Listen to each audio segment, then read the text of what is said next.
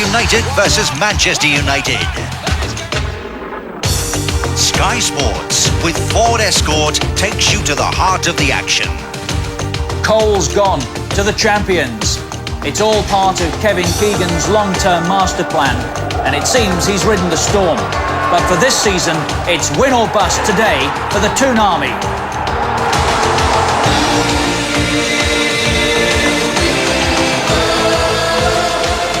Ford Escort Super Sunday.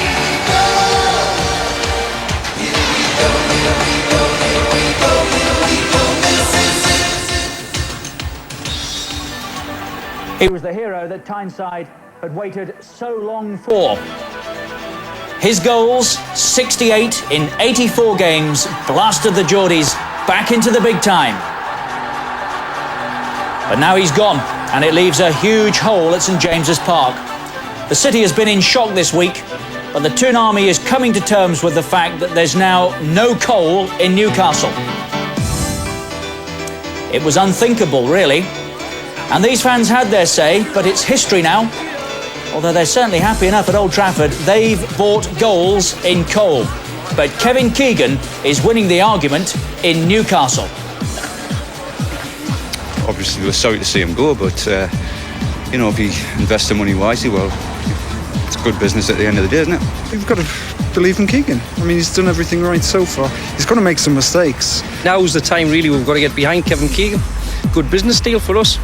We're going through a sticky patch, but I think it'll come right in the end, you know. Whether you can replace somebody with Andy Cole's record, it's about, I think, about 4 goals every 5 games. Don't think you'll ever replace that. He's golden that way, but it's the way things go. It's football's business. If we can sign another class centre forward, then it'll be all right. But if we don't get another one in, then it's a loss of a centre forward. I think all of the fans will back Kevin Keegan.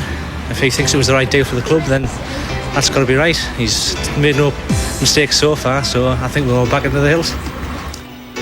Well, plainly the champions, 6 points adrift at the top, mean business after that big signing this week. There's a spring in their step today. A lot of speculation at Old Trafford surrounding Mark Hughes there. Is he on the way out? There's a long list of clubs interested in him if that's the case. Celtic, the latest. Their manager, Toby Burns, said today, if he's available, we're interested. No Cole, of course. He was never going to play in this one today, but he was also advised not to come, which is sad. He's at home watching his new team against his old one. We're at St James's Park for the Carling Premiership match between Newcastle United and Manchester United. Well, who would have thought it wasn't just this part of the world that was in shock? The whole of football was rocking after Alex Ferguson set up that £7 million deal to take Andy Cole to Old Trafford. And did they really need him? They'd lost just one of the previous 14 and looked really strong when they started the defence of the FA Cup on Monday night. Cantona. Hughes. Keane did well then. It's Mark Hughes. They finally made one count. Hughes. There's a break on here. Cantona is free. Giggs has seen him. He's found him. Cantona looks for the chip. Oh, exquisitely done. And that gets better every time you see it, doesn't it? Our guests today, the Leeds United skipper Gordon Strachan and the last Newcastle United captain to get his hands on major silverware in this part of the world. That is Bobby Moncur. That was the Fairs Cup, I think, Bob, wasn't it? 25 years ago. It's Oliver, Richard, yeah. Feels a bit longer. What's it been like then, living in Newcastle this week? Well, I think there's been a lot of hype about Andy leaving. OK, the shock of the deal was, as you rightly said, nationally, it was a bit of a shock, the kind of money it was paid. But I think there's been a lot of hype regarding Andy going and about the anti-Keegan feeling. If you ask the old supporter, the one who's been supporting Newcastle United in the long-suffering years, I'm not talking about maybe the ones who started the hype, about who joined the club 3 years ago. The long-suffering fan is 100% behind Newcastle United and Kevin Keegan. Really? And I think there was a lot of hype. Well, that was certainly the impression we got from the little clips we saw a moment or so ago, wasn't it? Well, that's right. Is there only Kevin Keegan could have done that? Sold Cole? No, I think the Newcastle United fan obviously think Kevin is king and he can't do anything wrong. And I honestly think that the club, don't forget, before Kevin came here, there was a lot of Newcastle United supporters loyal, and I think they'll always be loyal to the manager if he's doing a decent job, obviously. What have Manchester United bought, Gordon, in your opinion? Well, they bought an exceptional player. His goal record speaks for itself. But as a player, watch him a lot, and I think his touch is magnificent. I think he's got a good turn of pace. He actually brings people into the game quite well. Not as well as maybe Mark Hughes or Peter Beardsley, but he is a good player.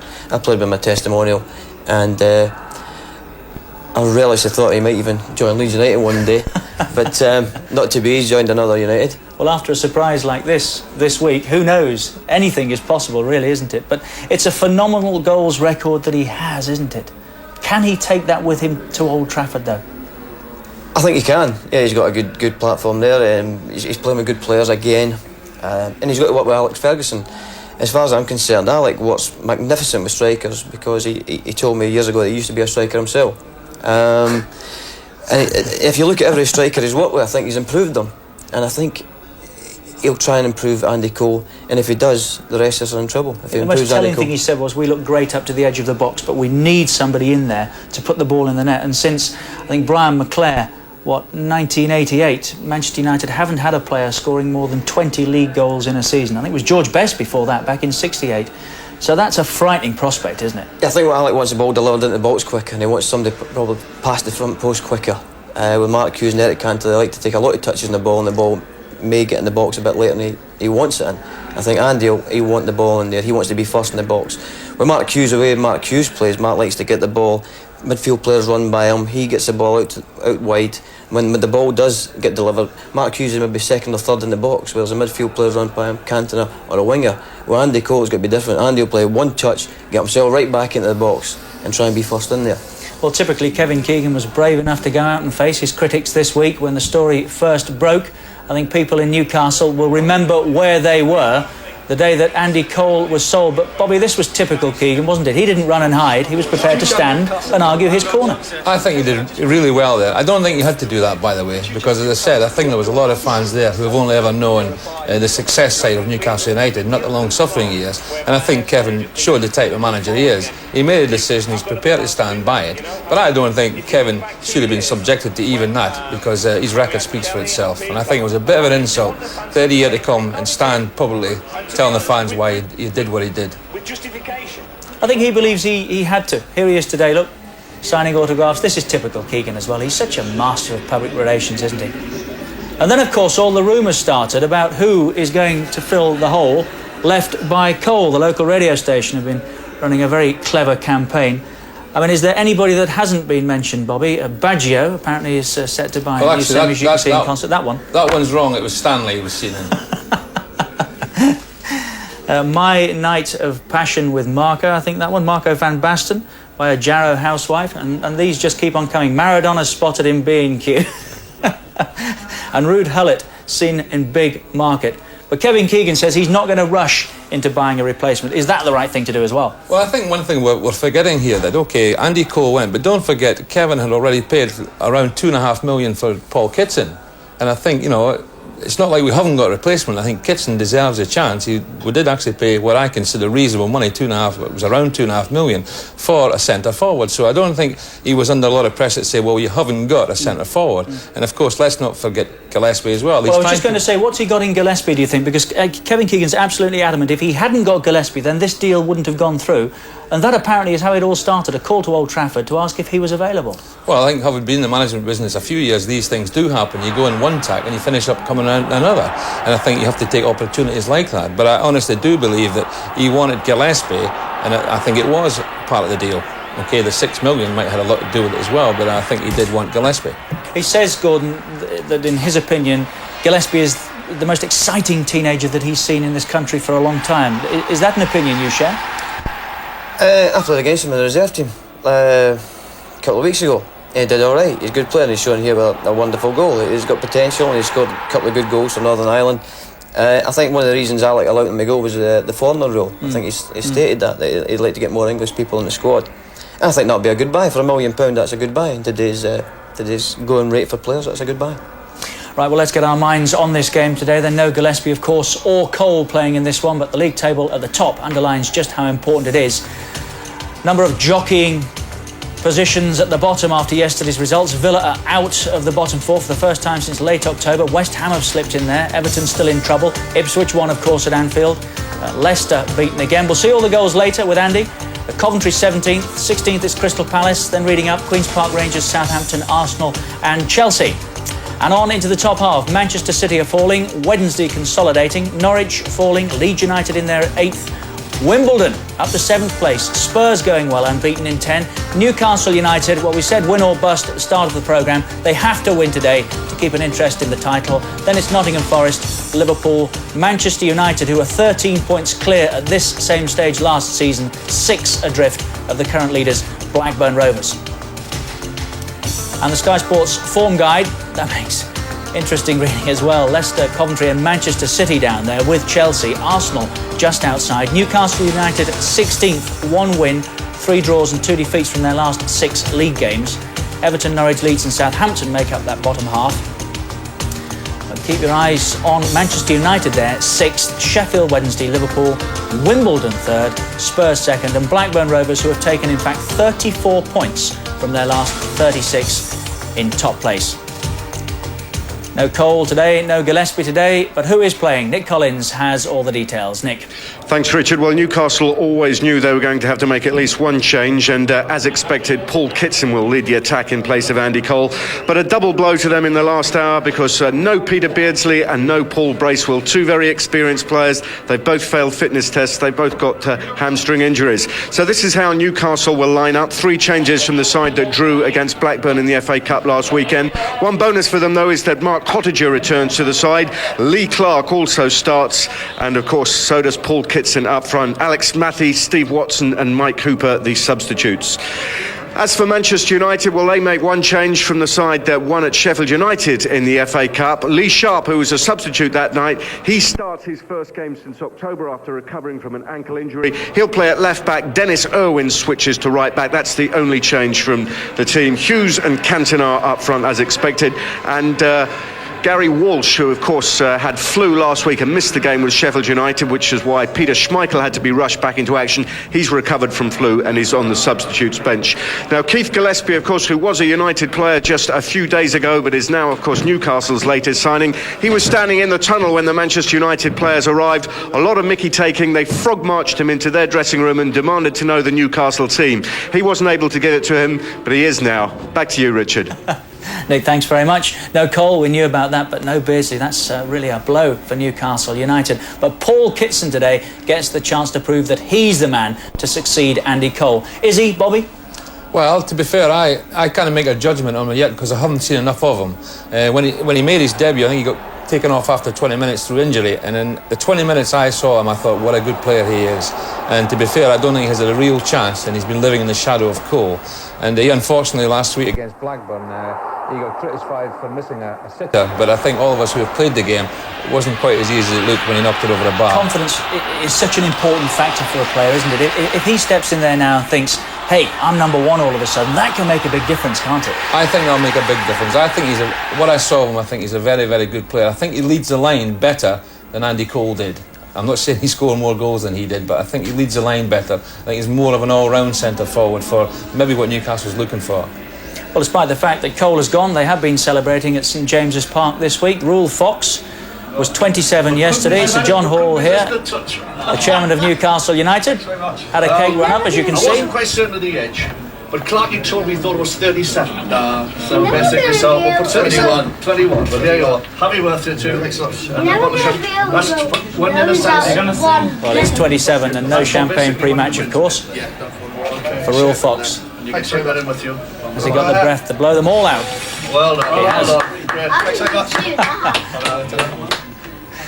So St James's Park today, after the break, the current form of both Newcastle United and the champions, Manchester United.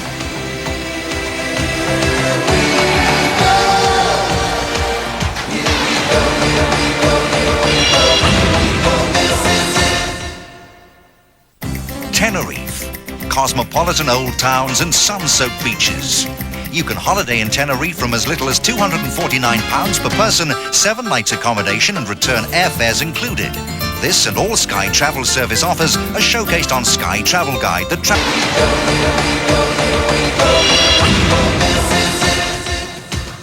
Carling Premiership action from St James's Park today. That's the home of Newcastle United, of course. The champions, Manchester United, are in town. It's exclusively live here on Sky Sports.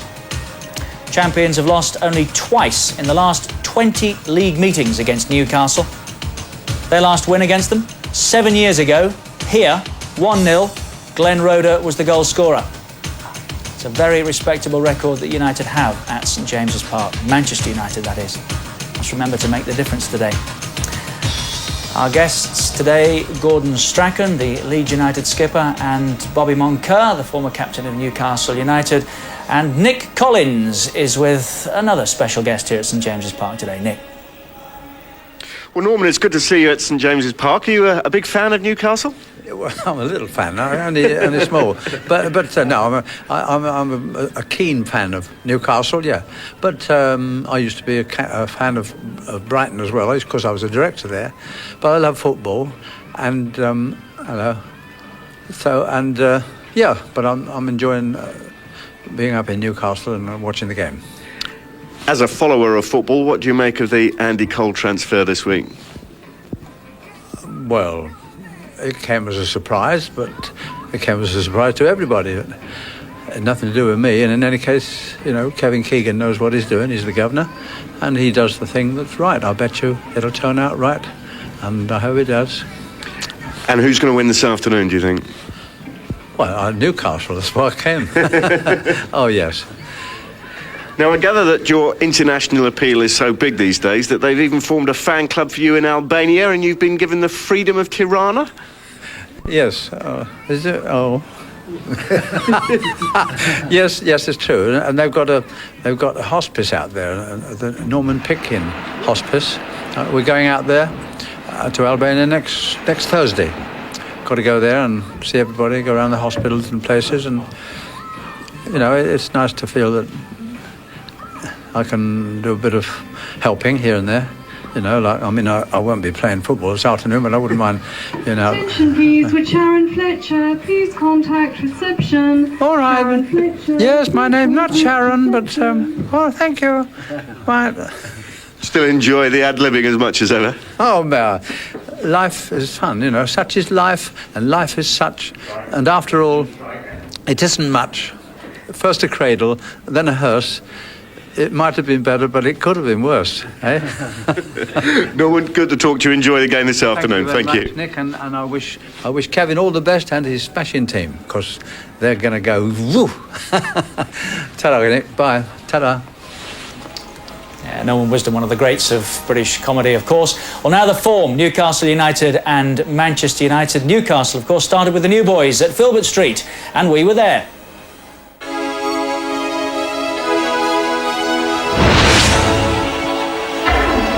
It was a big day for Leicester, of course. Spoilt by Beardsley and Cole. Cole! That's Newcastle for you. Where they left off last season. Beardsley. He's through. Oh, through the goalkeeper as well. 2-0. And the double act absolutely dynamic. And it got better. They won their next as the Geordies marched to the top of the table. At home to Liverpool, they took the lead early in the second half. Robert Lee is the runner. Sellers in the centre. Lee! Oh! But Ian Rush's shot slipped past Cernacek, and Newcastle dropped their first points. They secured a second-round place in the UEFA Cup, putting 10 past Antwerp over 2 legs. Against Blackburn, they were a goal behind for most of the match, but with 2 minutes to go, got an equaliser. Newcastle United, right at the last. Crystal Palace held them for 89 minutes. The game was won with a moment of inspiration from Peter Beardsley. And after a win over Sheffield Wednesday, the unbeaten record was still intact. When they went to Old Trafford, many fans, unable to get tickets, watched the game at St James's Park. Newcastle lost for the first time. Keith Gillespie was on the score sheet that day.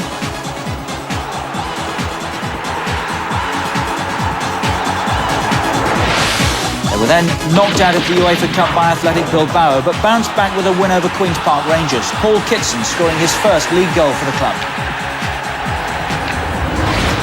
They then drew 0-0 with Nottingham Forest, but went down 3-2 to Wimbledon. Nick Harford was the winner for the Dons. And the Geordies were off the top for the first time. Cole scored 4 minutes from the end against Ipswich. This was his last goal for Newcastle, but it wasn't the winner. Ipswich equalised. Newcastle's form has slumped. Their only win in the last 9 league games came against Leicester. Philippe Albert scored twice in a 3-1. At Highfield Road, they had a chance to win the game when Stephen Pressley brought down Kitson in the box. Cole had his kick saved.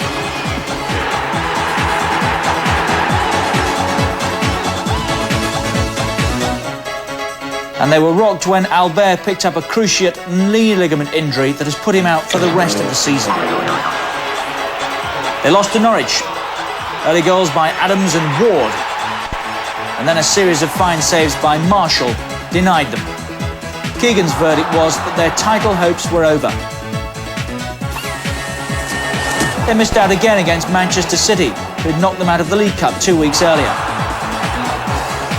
Then last Tuesday came the news that Cole had been sold to Manchester United, with Gillespie coming in. Keegan faced up to his critics. If it doesn't work, I know what the implications are. I know what the bottom line is. He says he won't be rushed into signing a replacement, and he's under a bit of pressure. A win today would be a relief and put Newcastle back among the leaders. They need the win today. Newcastle United played 22, won 11. Start of the season, of course, with 11 straight wins. They've only won 2 and 11 since then. About a year since they were last beaten at home by Southampton. They're the last team with an unbeaten home record in the Premiership after Liverpool fell yesterday. Top scorer here now, Robert Lee with 7. Beardsley's got 6 and Fox 5. Average attendance approaching 34,500, something like 31,000 season tickets sold. 25 booked and 2 sent off. And that really underlines their current form. Goalless draws against both Leeds United and Manchester City, and beaten by Norwich in between. No Beardsley or Bracewell today. A longer-term casualty, Philippe Albert, as I said, and here he is with Nick Collins. Well, Philippe, after making such a big impact in your first season in English football, how frustrating has it been to be ruled out by injury? Well, I'm disappointing because that's always very nice to play games in English in England, and now I have to have a rest. I think between 4 and 6 months, because that's my cruciate ligaments, and I have to be operated at Mr. Dendy in Cambridge the Monday 23rd of January.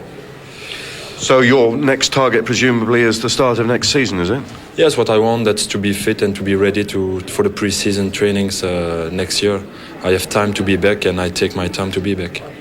The injury, I gather, happened in a fairly innocuous way, is that right? Well, the Friday before Norwich, at the training ground in Durham, I was alone and I twist my right knee at the training ground. It is obviously frustrating because you had been doing so well. How do you reflect on your season that you've had here in England? Well, if I have to speak about my season, I speak about my 5 first months. That was the 5 most beautiful months in my career, because I was really enjoyed to play here, and I hope I can be very quick back for the next season, because I like to play here. How fired up do you think the Newcastle players will be for this afternoon's game with Manchester United? Well, I think my teammates are very motivated today, because with what's happened last week, they are very motivated, and I think we can have a very good result with this motivation. But against Man United, you are always motivated. But it's going to be a very hard game, because for me that's the best team in the country. All right, Philippe, thanks very much. Hope your recovery continues. Thank you. Very much. Kevin Keegan reckons he could do with 4 or 5 more like Albert at the money. Forget Cole, Bobby. How much will Newcastle United miss him for the rest of the season? Well, I think Philip is a good player, but I think they're not going to miss him that much unless either Peacock or Howie get injured. Because I think Kevin's had a little bit of problem this season deciding which is his best 2 central defenders, and I think it solved a little bit of problem that, unfortunately for Philip Albert, he has got an injury. But I think that Howie and Peacock, there's not a lot to choose between who plays with who. So I don't think he's a major miss at the minute, unless, of course, one of them get injured. No Andy Cole today, but Keith Gillespie is here, and Kevin Keegan is really looking forward to fielding the new boy. Here he is with Nick Collins. Well, Keith, what are your early impressions of Newcastle United? It's a very big club. I mean, I left Manchester United because of the fact that Newcastle were a very big club, and they're also obviously doing very well in the league this season, and they could be thereabouts at the end of the season. So I'm really looking forward to playing for them. How much of a confidence booster was it from your point of view, the fact that Kevin Keegan said you were a very important part of the Cole deal? Oh, it was nice to hear. Obviously, the deal would not have gone through if I had turned it down. But like I say, they're a very big club. There's big plans for Newcastle, and I just can't wait to get out there and play for them. Is this afternoon going to be slightly strange, not knowing who to shout for? Well, I've switched loyalties already. I just hope that I don't jump up and cheer if Manchester United score or anything. And what are you hoping to achieve here at Newcastle? Obviously just to sort of command the first team place on a regular basis and win trophies. Excited though by the move, obviously? Oh yeah, I'm over the moon. It came as a total shock to me, but I've sort of settled in, and it's sort of sunk in that I'm actually here now. It took a while, but I'm really looking forward to it. Wish you luck, Keith. Thank you very much. Thank you. And now the team that Gillespie left, Manchester United. They started well, winning 3 out of 4 in August.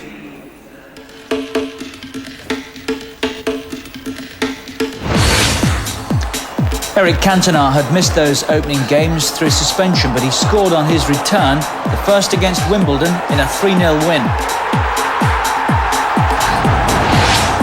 Next it was Ellen Road, and Cantona was back on familiar territory. Weatherall, it's in! Wheeler. Still Wheeler. Dean! There's the second goal! The Frenchman scored, but United's first defeat of the season dropped them to 5th. They bounced back with a win over Liverpool before facing Ipswich at Portman Road. The score was level at 2-2 when Steve Sedgley's shot was turned into his own net by Roy Keane to give Ipswich an unlikely win. Everton were beaten 2-0 at Old Trafford before the champions lost again away from home, suffering their 3rd defeat in 5 games against Sheffield Wednesday. Here's Hurst. He's onside. David Hurst puts Sheffield Wednesday ahead. There was a terrific atmosphere at Ewood Park when the top 2 teams of last season met. Blackburn had taken the lead through Paul Warhurst, but when Henning Berg got caught up with Lee Sharp, a penalty was given, and then Berg was sent off.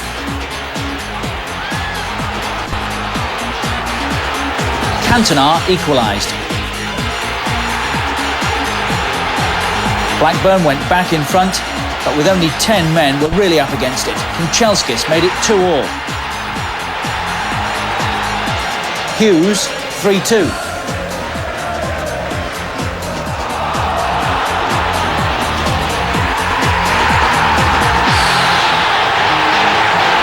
And Kunchelskis sealed the win.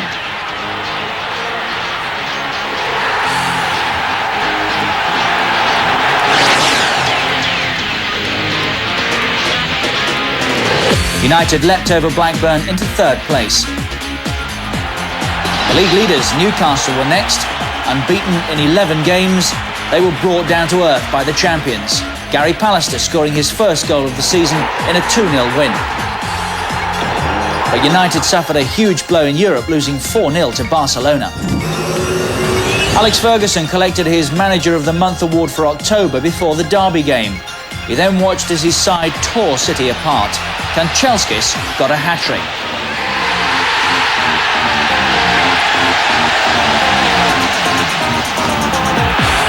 Kanchelskis is away again. He gets the first. Andrei Kanchelskis to give this the perfect finale. Yes!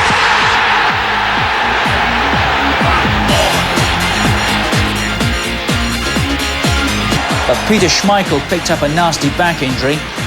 This was a big blow for the champions, but they did go top for the first time this season. Stan Collymore appeared at Old Trafford for the first time in December and made a big impact. Roy. Collymore! Stan Collymore! The fortress that has been Old Trafford has been for the first time in the league since early April. And United lost the game 2-1, of course. They started the Christmas period with a win, Brian McClair scoring their third at Chelsea. But again they picked up an injury, Paul Ince pulling a hamstring. Last time out in the league, Paul Scholes scored the first. And Cantona the second in a 2-0 win over Coventry. But of course the explosive news at Old Trafford this week was the arrival of Andy Cole. Cole in the red of Manchester United is another major coup by Alex Ferguson. Clearly, United aren't willing to relinquish their title yet. And the statistics underline that. They've lost just one of their last 14. That defeat by Forest at Old Trafford. They're in fact unbeaten in their last 6 away from home. Played 11 in total, won 5, drawn 3, lost 3 on their travels, 18 points, scored 19, conceded 16. Cantona and Kanchelskis with 11 apiece head the goal charts, then it's 4 each for Hughes, McClair and Scholes. 40 booked, 2 sent off. The last 3 drew with Leicester at home, drew with Southampton at the Dell and beat Coventry at Old Trafford.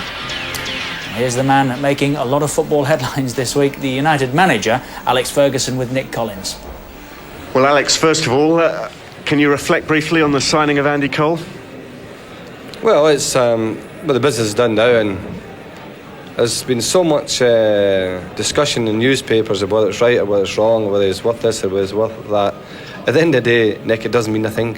You know, it doesn't mean a thing now. He's a Manchester United player. We'll be stressing to him, as we do with all the players, you're not here to win the league. We've already done that last year and the year before, because that was always the albatross around any player coming to our club. Now they can come and just settle in the club, enjoy it. It's a great club to play for.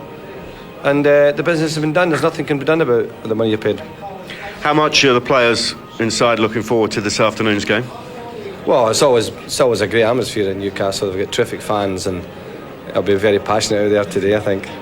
Is this one of the grounds where you really enjoy coming? Because, like you say, the atmosphere is usually terrific, isn't it? Yeah, well, funny enough, when I first came down here, one of my early games was here and we lost 2-1. The first time I saw Paul Gascoigne, and he did fantastic that day. He just come back from injury. And it didn't quite catch my imagination the way it has recent times. But when we came here in the Cup in 1990, I had a fantastic game against them. And it was 3-2, but I always remember when they scored their equalising goal, there was about 3,000 on the park. You know, but that's the kind of fans there, you see. And since Kevin's got them going, it's always a really special atmosphere here now. You got Lee Sharp back after a few weeks out. Are you happier now that your injury situation seems to be improving? Well, it's getting better. There's no question. Peter Schmeichel's back, and now Lee Sharp, and I expect Paul Ince to play in the reserves on Thursday night at Stoke. And it gives us a strongest looking squad now. Andy Kanchelskis is doing running now, but not the football part. And I would expect him to now step up and be in the football during the week. Whether he'll be ready for next Sunday, I don't know. But I know he's back pretty soon.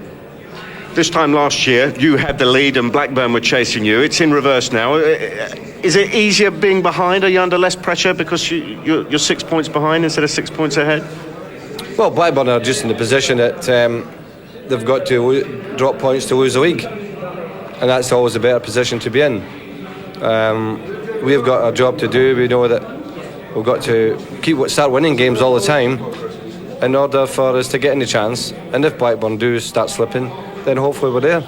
All right, well, good luck this afternoon, Alex. Thanks for joining us. Bye-bye.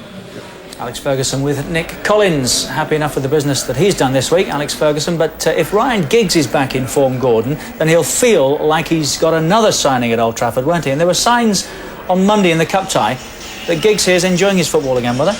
He did in the second half. He looked like he was back enjoying the game. I read recently that he's decided that he should try more tricks and do more things on the ball and try and do things to baffle defenders. I think you were partially interrupted there by Martin Tyler, weren't you? But we'll get round to Martin shortly.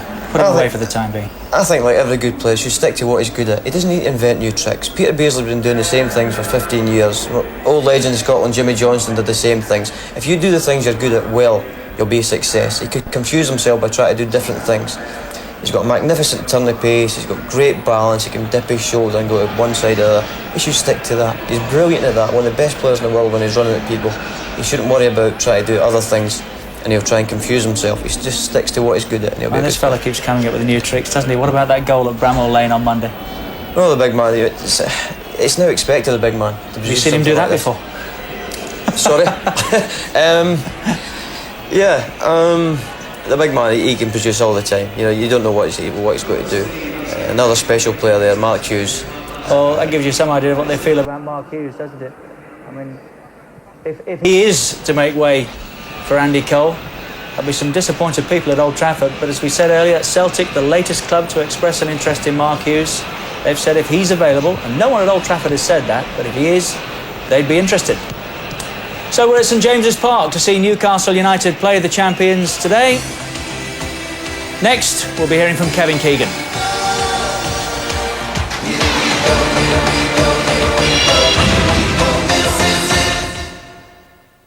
Right, and it's all aboard for a brand new episode of The Simpsons, but there's something wrong with Marge. It's gas, isn't it? You have to get off the plane. Oh, but if we dope you up real good. Let me off! A new episode of The Simpsons tonight at 6 on Sky One.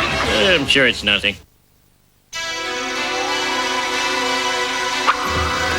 If I was in a parallel universe, I wanted to know just how parallel it was. Something still felt strangely unparalleled. Could his holiday be costing him less? Nah. Get away. Land Polly. Get away. Where an identical holiday can cost you 25% less.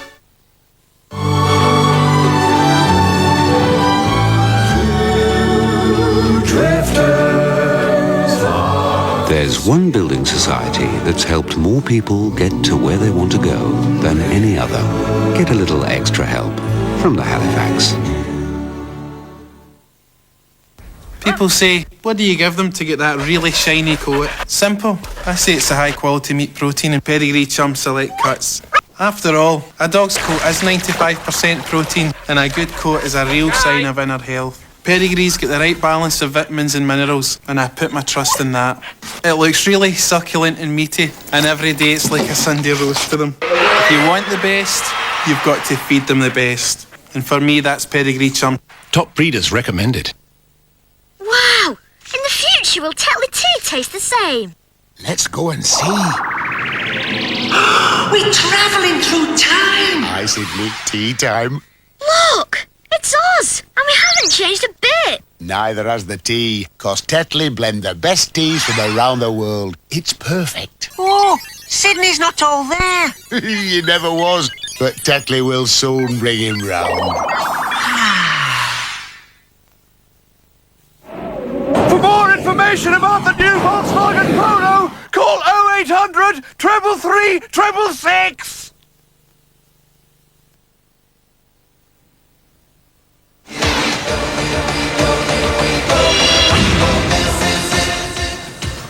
Welcome back. We're in Newcastle today, the home of Newcastle United, the Toon Army, the Entertainers, as we dubbed them last year. Brief look there at the new Gallagate end, which is all but done now. The corners are getting filled in. It's going to be a fabulous arena, this. St James's Park, where Newcastle United play Manchester United today. Eric Cantona will open the scoring according to the bookies. Mark Hughes 7-1, Kitson of Newcastle United 8-1, along with Lee of Newcastle.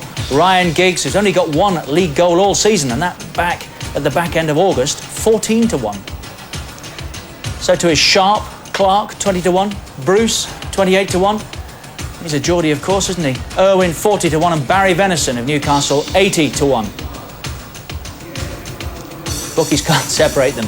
6-4 each for the win, 11-5 the draw. Big game today, of course. First part of a fabulous hat-trick coming up on Sky Sports this week. On Wednesday, we're off to Ewood Park to see the FA Cup third round replay between Blackburn Rovers and Newcastle United. If the Geordies lose today, then the FA Cup really represents their last chance of silverware this season. Blackburn, of course, going for the double. Something will have to give when Kenny Dalglish goes head-to-head with Kevin Keegan Wednesday at 7. And then we've got the biggest game of the season so far. Alan Shearer and Blackburn Rovers go to Old Trafford to face Andy Cole and Manchester United. There'll be something like £16 million worth of striking talent on view. 16 million. When 1 and 2 last season, Manchester United and Blackburn Rovers go at it all over again at Old Trafford. That's Alex Ferguson against Kenny Dalglish next Sunday at 3 o'clock. Today it's Newcastle United against Manchester United. All the usual Super Sunday ingredients, including, of course, play ball.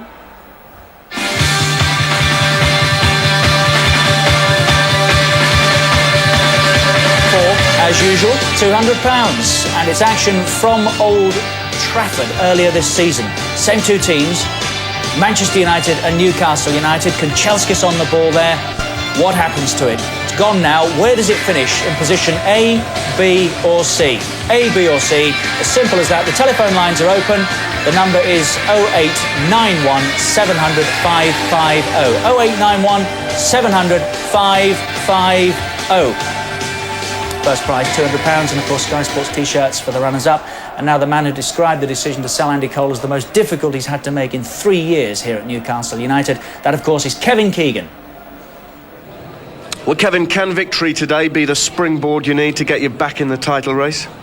Well, I think so, because everyone's talking about Man United being, second favourites, obviously behind Blackburn, because they've got a little bit of a lead now.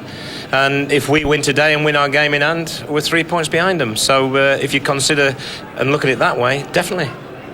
In some areas, you were quoted a little while ago as saying that we've given up the title race, but I gather that isn't the case at all.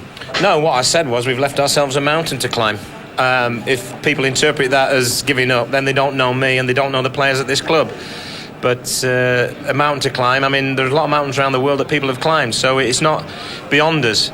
Of course, we're going to have to find a consistency and a level of performance that we haven't been able to find the last 2 months. But, of course, we've had a bad run by our standards, so maybe we do a good one. Put a good run together with 3 points for a win, 6-7 games. I mean, that's what Blackburn have done. Why can't we do it? Given the sale of Andy Cole this week, how much extra significance does today's result have for you, do you think? Well, obviously, it's just added a bit more spice to a game that didn't need any more spice, really, for me. But the reasons have been put into print. I really do wish Andy Cole all the very best at Man United. It's a great move for him. Gives me a chance to change things here. Don't necessarily mean just one player, maybe 2 or 3 players, to take this club on again. Because whether the most fervent fans here believe it or not, we're still not a Man United yet. We've given them 7 or 8 years start at least on us, and possibly some people would say 50 years start. So if you bear it all in mind this week, I'll be judged on what happens from here on. And if you ask any manager in the country, whether it be Brian Little at Aston Villa, McGee at Leicester, Francis at Spurs, they'll tell you that's the way it is anyway. So I'm no different. How hopeful are you that Paul Kitson can make a big impact this afternoon? Yeah, I'm looking for him to emerge from the shadows. To be fair to Paul Kitson, a lot's been written about him. He's only played 5 games here. 2 of those, one he got carried off with concussion after 20 minutes when he started off very, very brightly, and the other one he got his ankle ligaments damaged. So to judge a player that quickly is certainly something I wouldn't do. I think he's an exceptional good player. He's very good. He can forage and fight up there on his own. He can work off people, and he's got the one thing you need in a modern game, which is pace. And I'm looking for him to go and cause them some problems today. He's a smashing lad. He deserves to be given a chance. All right, Kevin, good luck this afternoon. Thank you very much indeed. Thank you. It's a tribute to him and everybody involved at Newcastle United that we talk about them in the same breath as the champions, isn't it? He's absolutely right about that. Well, the bookies couldn't separate these two today. Gordon Strachan, can you? What can we expect here this afternoon? Well, I come up here this morning, I fancy Newcastle to win. Definitely not getting beat. But after seeing the team, Beardsley out, Bracewell out, I think they're the two most influential players in their side. I think they could struggle now. Bracewell more influential perhaps than Beardsley? No, both are the same, in different ways. Top pro Bracewell, come back for a lot of injuries, never gives the ball away, his enthusiasm for the game is magnificent, he carries people along with him. Beardsley, because he can turn the game when he feels like it, and as far as he's my favourite player, Beardsley. I'm gutted, I've travelled all the way up here and there's no Beardsley. I'm sure there's still enough players on show to be a good game. Well, Kevin Keegan says he's changing things around in his team. One thing that hasn't changed here and never will is the atmosphere outside. It really is fabulous as we build towards kick-off.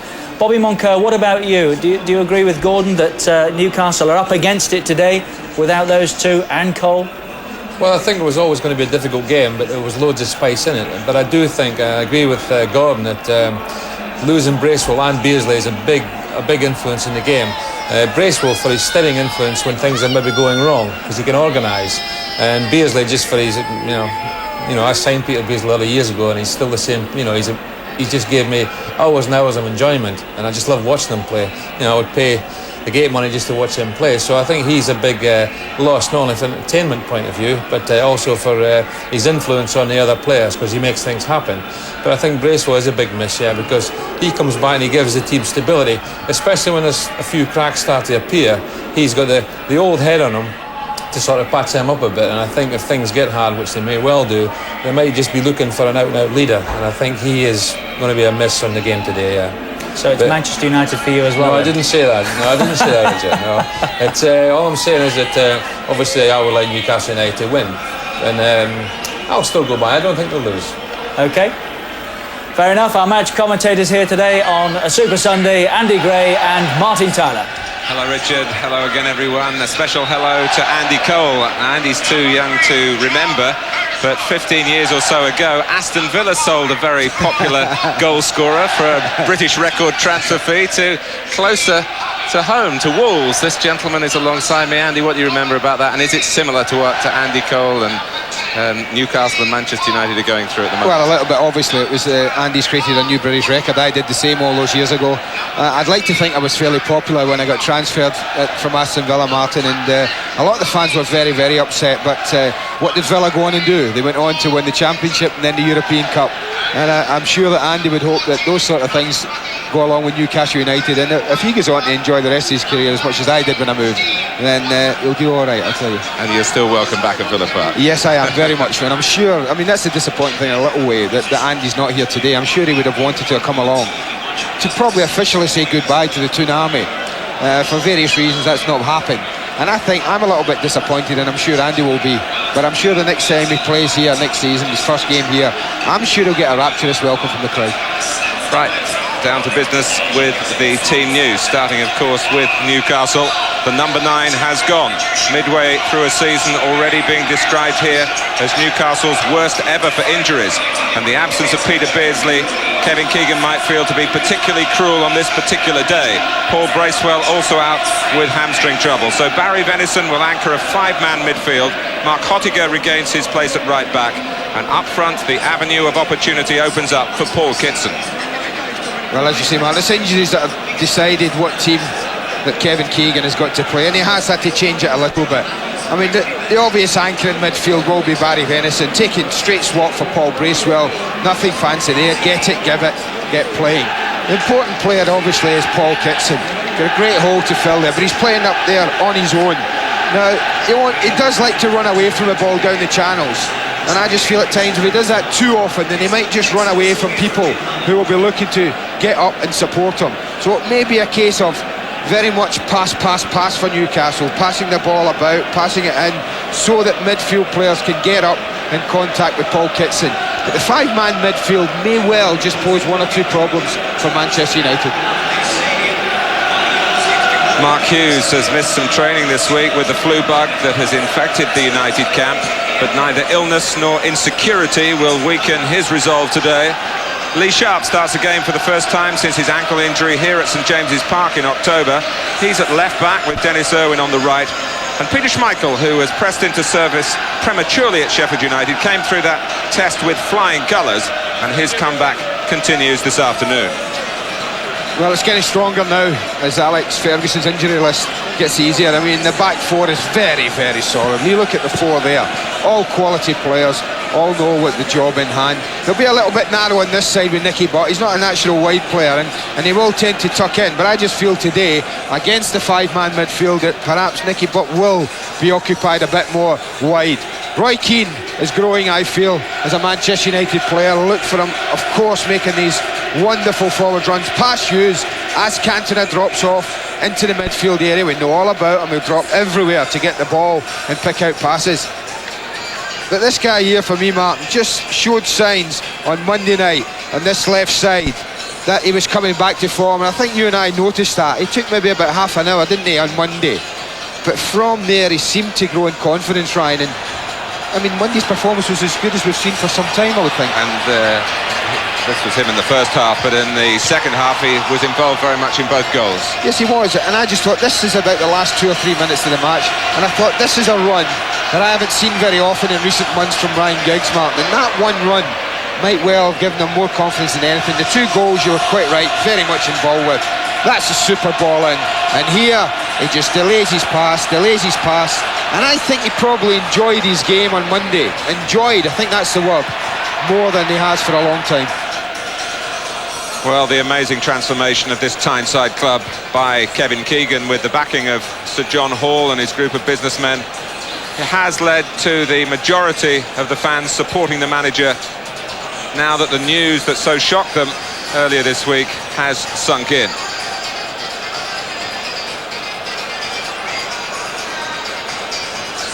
Despite Newcastle's current slump, 1 win in the last 12. They've not been beaten here in the Premiership for almost a year.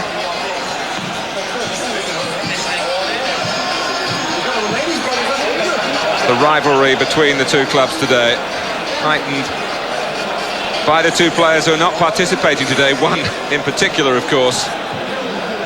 But Newcastle are enduring their longest run without a victory since Kevin Keegan took over almost 3 years ago. A collective loss of form that, in the manager's mind, needed an extreme remedy.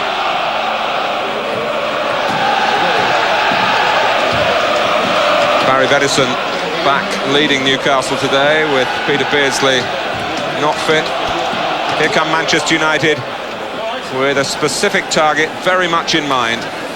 They can make up their 6-point deficit by winning today and by beating Blackburn next Sunday. What a week.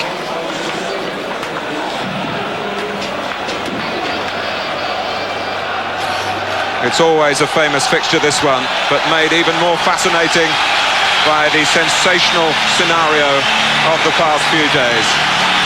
It's Newcastle United and Manchester United. They've done business this week. They do battle this afternoon.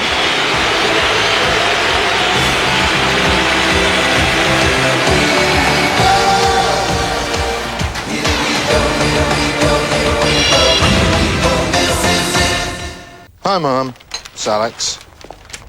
I'm just calling before we pop out to the cinema. See how you are. Have you ever done that? I know I have. Before you say anything else, you say, I can't talk for long, we've got to go out. I want to see how that feels on the other end. Come here. Alex! Oh. Not on, is it? You ever listen to a woman on the phone? That dress you were looking for, did you find one with the neck you wanted? Square, wasn't it? Not too low? Oh, don't be daft. It's for not whistles. It's kinder, isn't it? And you don't have to rack up your phone bill to do it. Call it the weekend. Low weekend rates means a 20-minute chat costs less than a bottle of lager. 3 minutes for 10p. That's the national weekend rate. So next time you call your mum, sit down and enjoy it. I hear you're buying low-cut dresses. Too late for that, lad. My just moved south about the same time you did.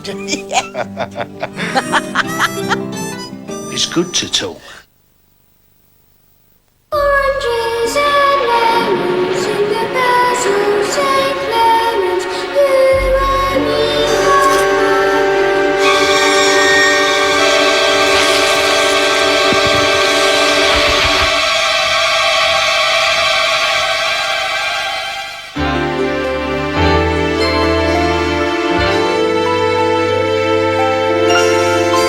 Strepsils, first aid for sore throats. They live for the pleasure, the passion, the thrill. Now they will live forever. Don't make me do this, I cannot! Tom Cruise, Brad Pitt, Interview with the Vampire. You can join the winning team at JJB Sports, announcing the new Manchester United third shirt available from 9 a.m. Tuesday, January 17th. Everyone's a winner, baby!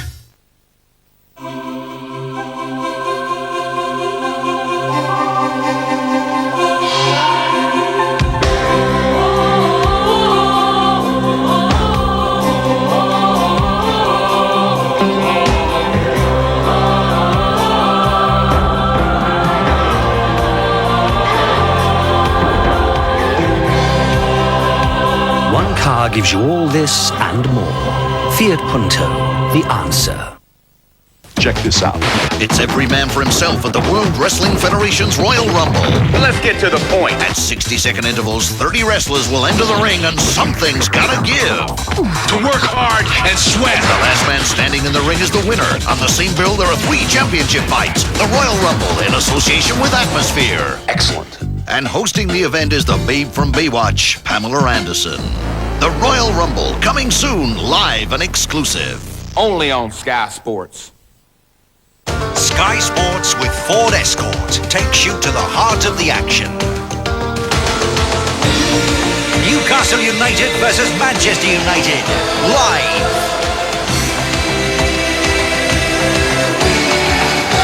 Ford Escort, Super Sunday. Our match commentators are Andy Gray and Martin Tyler. The chant at the kickoff has been Keegan, Keegan, Keegan.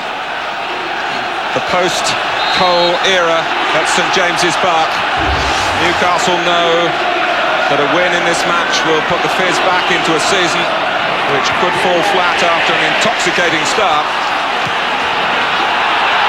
But here's Roy Keane raiding for Manchester United. Giggs. Well, it's half a chance, Martin, in all honesty, in the first minute. There were enough options for Ryan Giggs. A lovely ball from Roy Keane and a super run from Giggs. But look at that, he had options in the box. He opted to drive it across, but a little bit too close to the goalkeeper. Steve Bruce. Dennis Irwin, no stranger to the role of right back. Touched on from Venison. Plenty of bodies for Newcastle in midfield in this system. Will Fox venturing infield to try and make some space for Hottiger.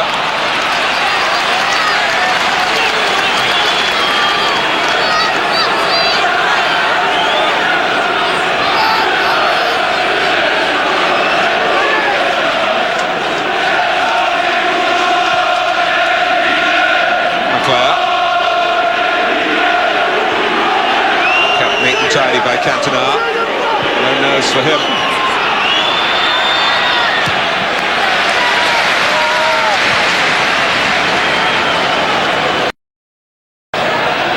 Stephen Lodge from Barnsley. Here's the referee.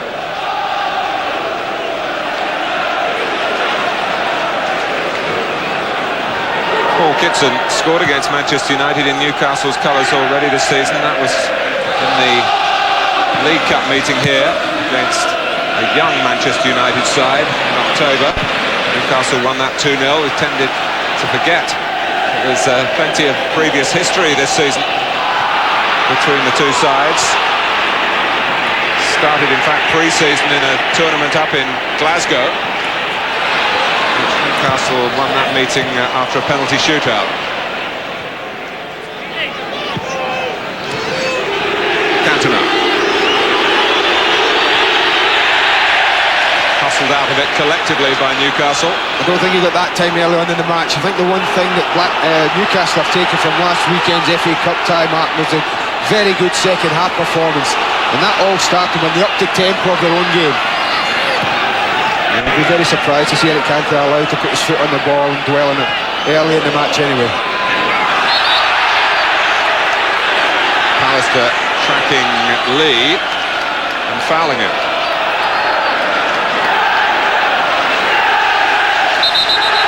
Well, you would think he would be thrown. Oh, he's going up now. I wonder, Peacock took a long time before he decided he would make his way forward. And Steve Howie as well to join Kitson. Taken by Fox. Glancing touch from Paul Kitson. But it was that second half against Blackburn last Sunday that saw Newcastle looking more like the side that started the season so superbly. Kevin Keegan was very pleased with that.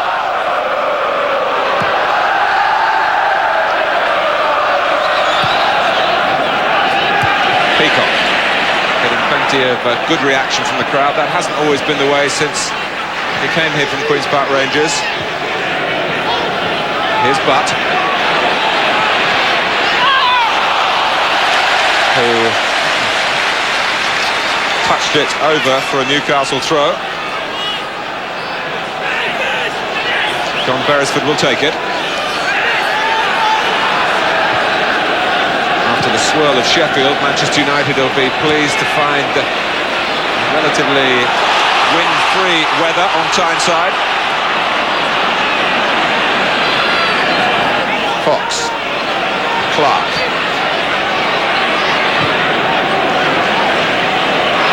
Robbie Elliott. They'll link up with Beresford.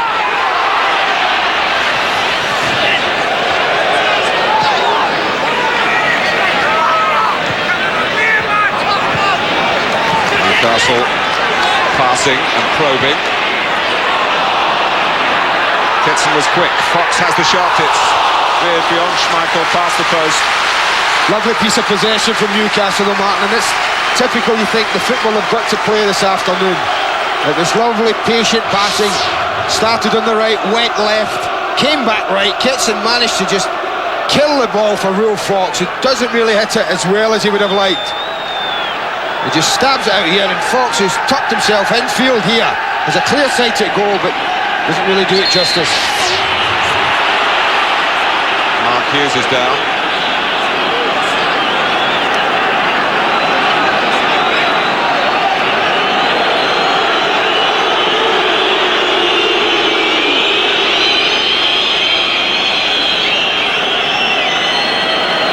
Well, he doesn't often stay down, Mark Hughes. And whether it's the fall, whether he just gets caught with Lee Clark as he falls down. Well, Paul Ince publicly supporting Mark Hughes in a national newspaper today, saying Sparky must stay. And maybe he's faced with a choice of fighting for his future with the club he loves. That's a purely footballing decision, or cashing in on any availability that Alex Ferguson might decree. Now that would be purely a financial decision.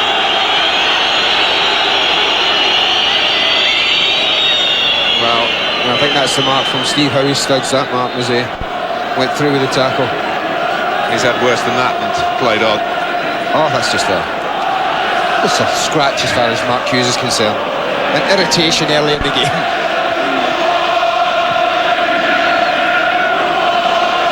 He's run offside in his what I've urgency to make Newcastle pay for the pain. Newcastle are holding a line, a very good line at the moment, high up the pitch, Mark. And I think you play against Manchester United and they've got such runners from the central areas, Keane and Giggs from the left side, that you are risking things by doing that.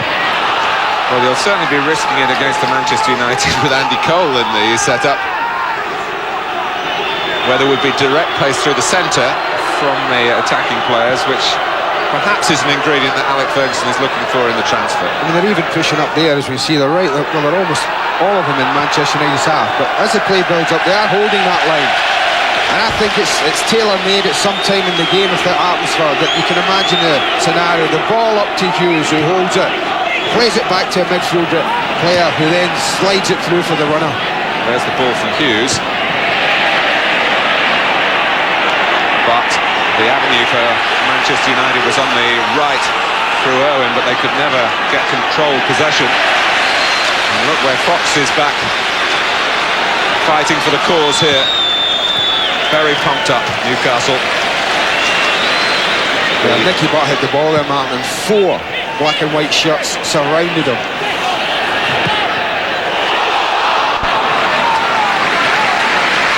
Lee, who can time his runs from Newcastle's midfield. If Manchester United lose concentration, won't be a central defender picking him up, you feel. You can see where Lee is at the moment, just jogging back into midfield.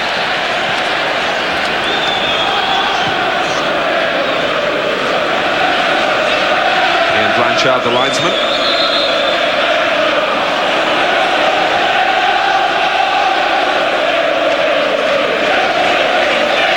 Beresford. Good control from Kitson. Lee Clark, who's recognised here as Andy Cole's closest friend at the club.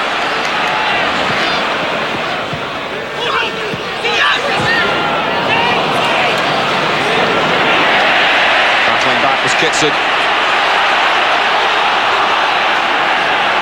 Plenty of positive signs for this reshaped Newcastle United.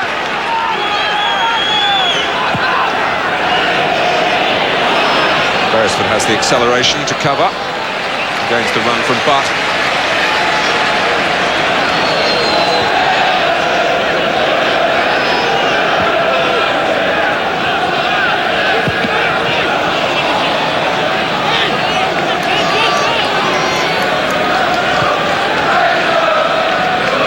Kevin Keegan has been making it quite clear that the buck stops with him.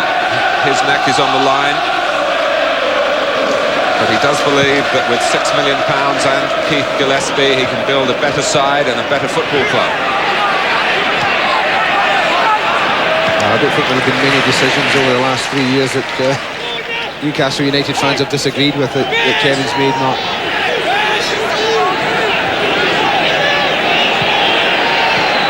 Fox, Venison.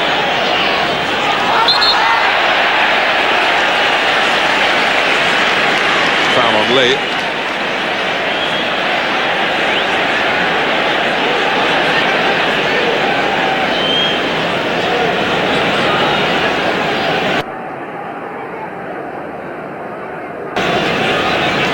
Barry Venison was over the ball. He's going to leave it here for Beresford. Pottinger. Now Clark. Alistair got a foot in. Lee's offside. Also possibly Kitson as well, to the left. He's unlucky, Martin, it's close. You see Lee, he pulls it down, it's very tight. When you look at the far side, Dennis Irwin's position would be the one I would have looked at there. And that was very, very close. But it's an area that Newcastle will hope to get some joy from, with just one recognised forward in this formation. A forward movement, a forward momentum from midfield that Lee can supply so well that he's already shown it this season with England. Well, Ryan Giggs is furious at the referee, and he did the right to be. Barry Venison almost disrobed him there, waving on his red jersey.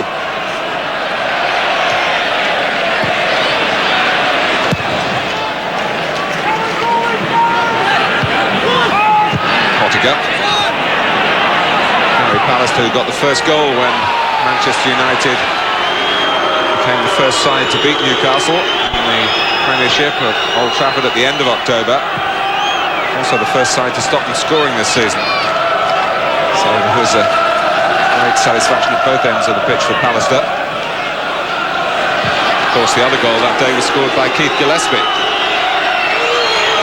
Watching from the Newcastle bench.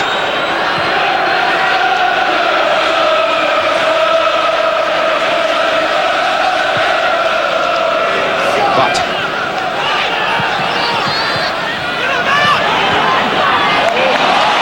lively work from Fox, but he couldn't carry it on because of pressure from Butt. And in fact, it's a free kick to Manchester United.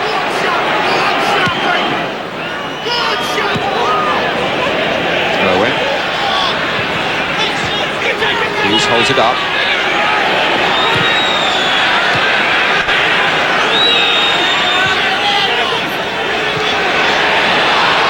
Hughes. Mark Hughes. Well, wouldn't you have just had a bet on it? His future at Manchester United with a shadow cast over it, but he responds in the best possible way. Well, he's anxious and he will be anxious. Typical of Hughes' bravery as well, Martin. He knew that by concentrating on the ball that he was risking getting clobbered here. Watch Cantona's part in this. If this is a deliberate dummy, then he does it brilliantly. Because it allows Hughes in. He concentrates totally on the ball. Now, does he just step over it? I think he does, Cantona. That's great awareness, it really is. Drops in behind. In with those gaps. In at the back. Hughes hits it absolutely sweetly. But is that his last kick of the ball in this game? Surely it couldn't be his last kick of the ball for the club. With so much transfer talk. But the present concern at a moment that should have been celebration for Manchester United is of the health of this brave, talented player, Mark Hughes. Courage is never in question when you talk about it. As he hits it there, and the goalkeeper's jumping in. Does he catch him on the knee? Catches him in a couple of places, I think, there. As he comes out feet first, Pavel's on the check. And you know, I think you know there's something wrong. Mark Hughes is not the type of player who stays on the ground. He always likes to get up pretty quickly.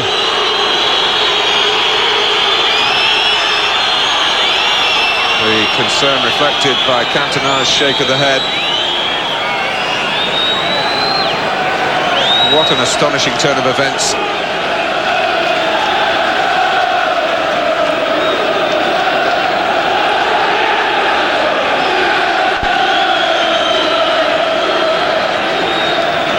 Well, straight away, Paul Scholes stripped for action.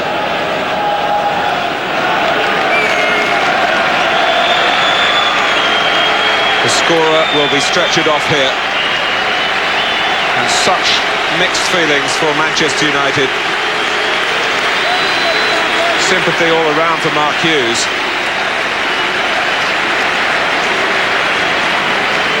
A task ahead for Scholes, who's certainly shown he's up to this level in his previous appearances.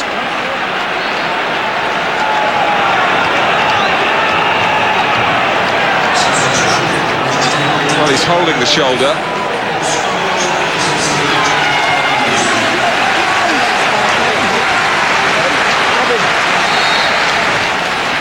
So, Newcastle kick off a goal down.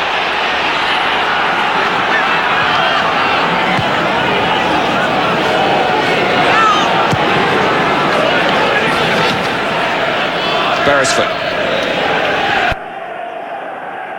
Obviously, Nick Collins down at touchline level will try and bring us up to date as quickly as possible about the condition of Hughes.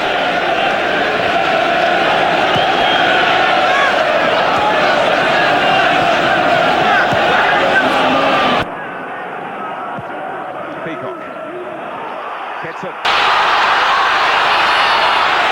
Back to Lee. It hit Bruce. Great block. Super block from the captain.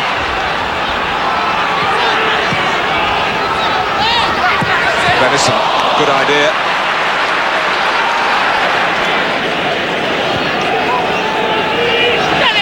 Irwin.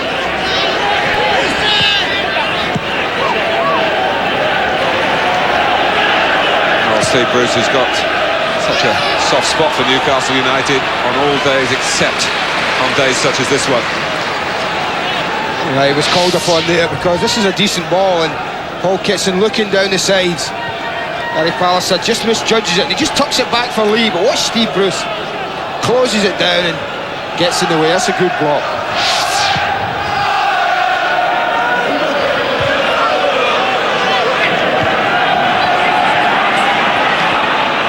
Clark cuts it out.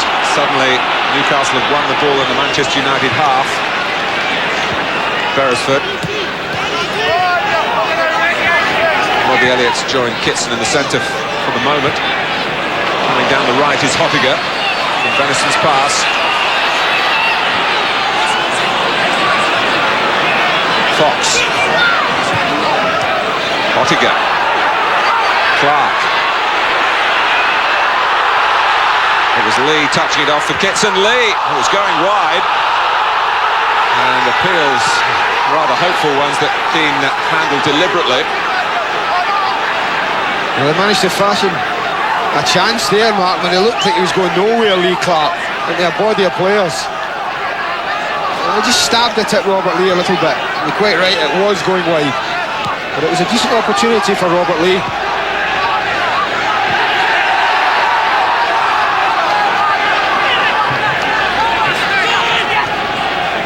Well, we've talked so much of the match in the context of the Cole transfer, but you must remember the context of the Carling Premiership Championship.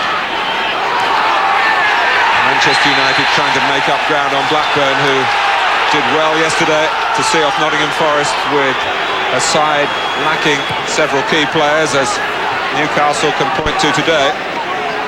I think you're right, and Alex Ferguson was quite right before the match when he said what they've got to do is keep winning games, and this is a big game for them. After what's happened in the week, and everyone fired up here in the North East about the transfer and all the speculation about Mark Hughes. What a start to the game. Hughes, he scores, gives his side the lead, it's carried off. Amazing football, it really is. Kitson's offside, and Nick Collins has got news on Mark Hughes for us. Nick. Well, Martin, Mark Hughes has got a bad gash on his right knee. The club doctor is looking at him at the moment. They don't think there's a fracture, but obviously if there's any further news, we'll update you on it. But it's a bad gash on the right knee. That's the problem for Mark Hughes. Caused as Pavel Srnicek came roaring out. An unsuccessful attempt to stop Hughes from scoring. This is Clark. It's a great run, but it's not the equaliser that Newcastle were craving. Well, any touch there, Venison or Roy Keane getting back, and so much can happen. It's a super run from Clark. It's a little bit unlucky just here. It sits up there, and he has to check.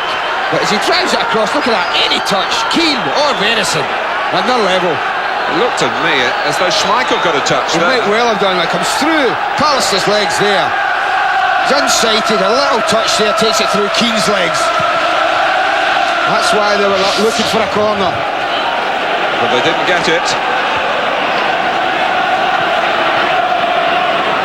Sharp. Owen. Lee Clark, back in the team today, is putting himself into the action everywhere. And he's not the only one. Well, I think that's a little example if we talk about the people being fired up. Booking here for Beresford, despite the hand of apology.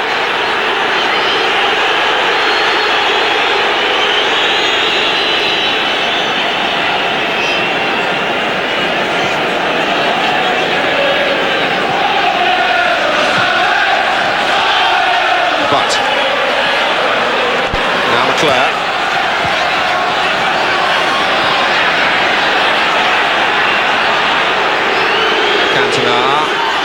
Scholes, no flag. Quick kick from Srnicek, but not a good one. Again, you're looking for someone to do the unexpected, and Mr. Cantona produced a lovely piece of vision there, and was only fractionally out of this pass.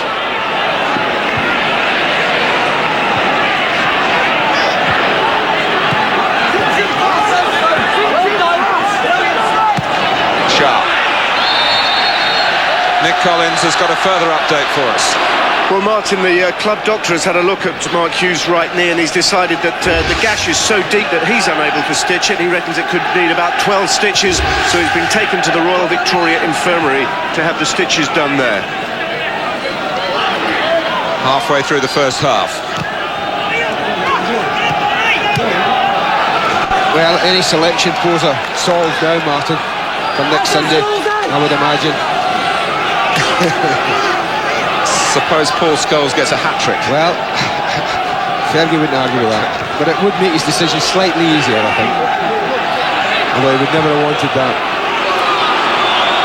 But I think Newcastle started quite brightly, man. I really do. I think Kevin Keegan generally would be happy with the way his team have started. They've pressed Manchester United very well, particularly in the midfield area, not allowed them much time, and they've created one or two half-decent chances of their own. They've only slipped once and were punished fully by it. Scholes. Too far ahead of Butt. Oh, but Cernicek, this goalkeeper, with an eccentric streak to his play, was wanting the ball to run into the penalty area then, and Nicky Butt was having none of it. Well, that's exactly what I was talking about. When you hold a high line up the pitch, Martin, and you time the run well, and the ball is played in there at the right time, there's nothing you can do about it there. Actually, Paul Scholes could have delivered a better ball. There was an offside decision now. There was an earlier one that the referee waved away, but Robert Lee was clearly coming back.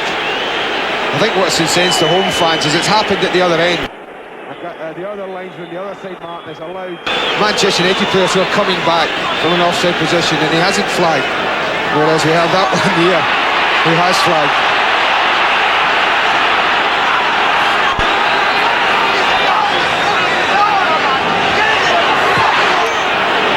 Inconsistency in different games is a bleat from players when it's inconsistency within the same match. It's very hard to take. So this is the area I think they've done quite well, Newcastle, in that middle area where they really have put people under pressure. But you talked about the inconsistency in the decisions, Martin, and you're right. I mean, this is the one. I mean, is this ball almost there? Look at that. I wondered, did he quit it a little bit, Nicky Butt? That's the earlier chance. But there you see Robert Lee coming back. Now he's quite clearly coming back, not looking to gain any advantage, and up goes the flag.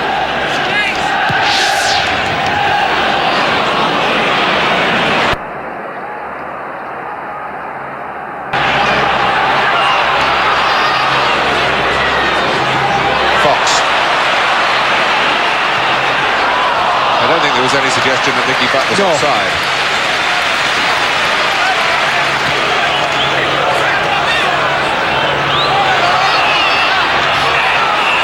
Fox. Here's Hoppiger. Now Peacock.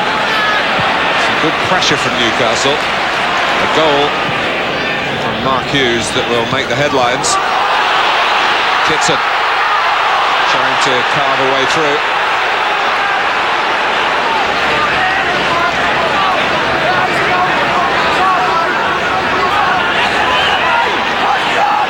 One fact that hasn't been pushed to the fore is that Andy Cole has averaged better than a goal a game in home matches for Newcastle. Kitson, well stopped by Schmeichel. Super move, super football. It really was. Great ball from Beresford in, and he just takes the pace off at tongues. He's very aware of Lee Clark, and that's perfectly laid off. Doesn't have to break his stride. The only thing he does wrong, he hits it too well. He could have done with that, slicing away off his boot into the far corner. But he's looked bright, Lee Clark. I think we mentioned last season that the players here call him Jigsaw because he goes to pieces in the box. He's not known for his goal scoring, but you can't fault him for effort in that respect so far in this game. Fox, bit of tugging by Sharp. Newcastle actually with the flow interrupted. Kevin Keegan, for whom this is an extraordinarily big afternoon, bigger than even he would have imagined when the date for the fixture was drawn at in the summer recess. Such a sudden and sensational turn of events over the past few days. But watching Kevin today, I've noticed a tension in him, and that's understandable. And he was furious that Newcastle didn't get an advantage down there in front of him. Yeah, I think that shows you just how they've squeezed the pitch, made it pretty small, 62% in that middle third. Kitson, not the sting in the shot. But a good response to going a goal behind from Newcastle United. Yeah, as I said, I think they've done well. I think they've had a good half hour.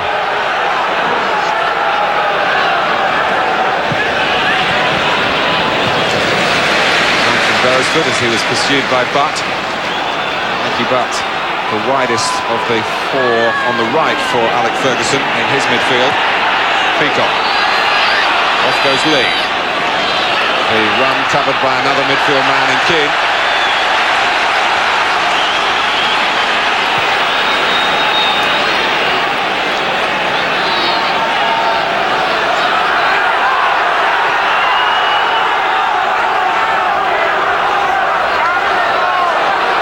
A corner it is.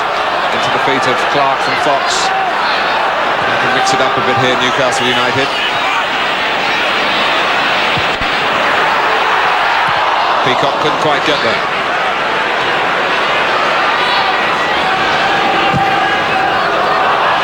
It's wasted by Venison. He was the first to acknowledge the error.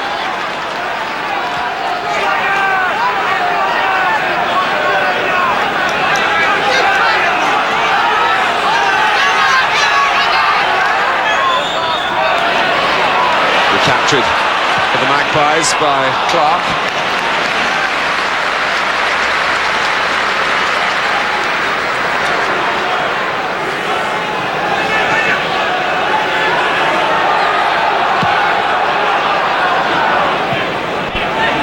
Pottinger.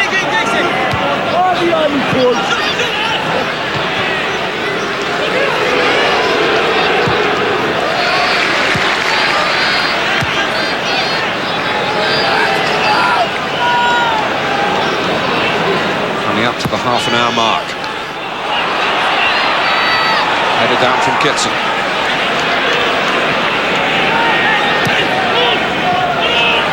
Elliott. A problem on the left-hand side for Kevin Keegan in the absence of Scott Sellers.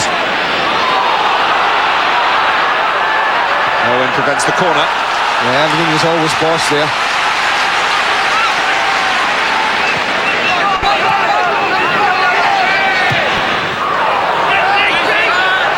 Not quite sure of his footing as he moved backwards. Certainly the layoff hasn't hampered his ability to propel the ball with his arm huge distances. Just looking around, the loss of Mark Hughes has made them change a bit as well, Mark. I think with the 5 Newcastle midfield, what they've done with Paul Scholes, it seems to me, is get yourself around Barry Venison. He's lost him just for the moment, but get yourself around Barry Venison and make breaks from him. And they've just left Eric to more or less stay up front on his own. But they're going light for light an awful lot. The Scholes just being around Venison and the other 4 against 4 in the midfield. Pottinger offside.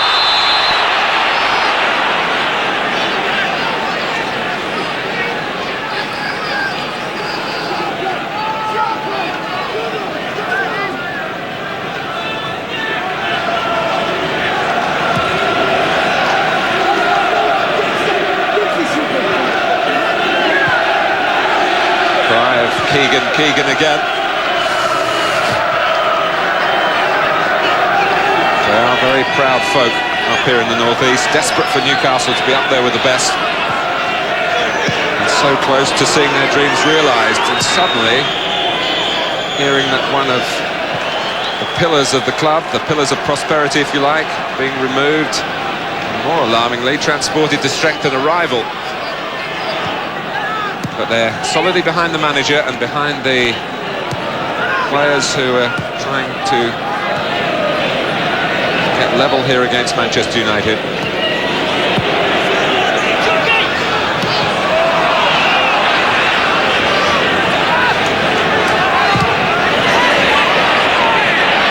Venison, a bit unlucky. Scholes able to turn, played inside Pottinger, who had the speed on the turn to get there before Giggs, just indicating that he wanted it to feet.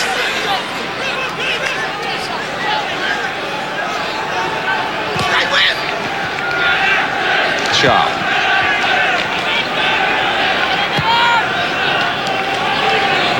Irwin. Room here for the effervescent Clark. Everything to his right. Now Kitson makes a different angle and he couldn't get the pass. The flag went up in any case. Yeah, Gary Palliser just allowed Kitson to run into an offside position.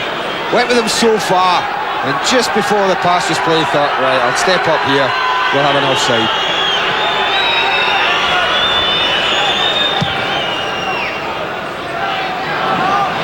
Giggs chasing the kick. Sernacek, header only as far as Scholes.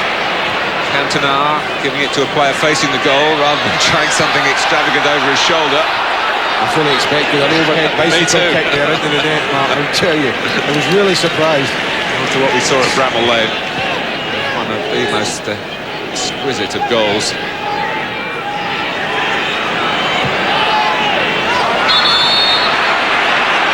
Well, the pitch it's been reduced to about 30 yards in length at times, Mark, with both back fours really pushing up, squeezing it. And it is very difficult then knocking the ball long, and got to time your runs really very, very well.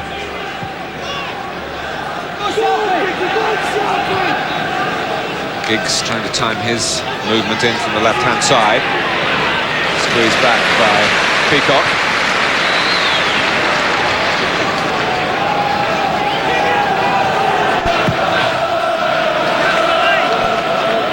Not too much height up against Alistair.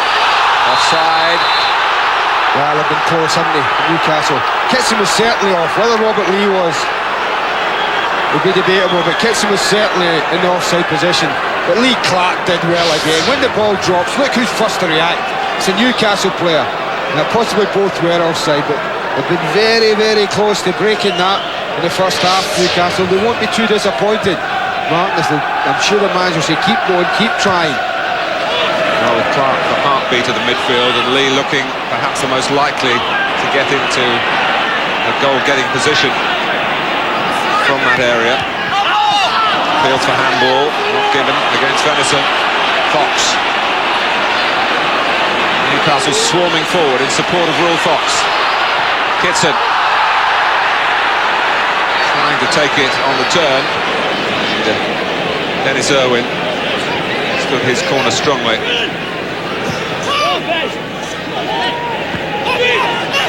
Bruce.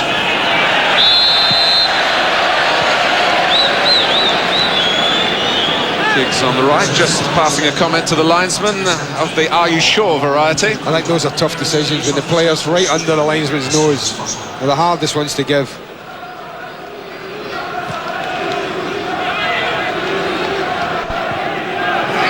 Six games without a win for Newcastle.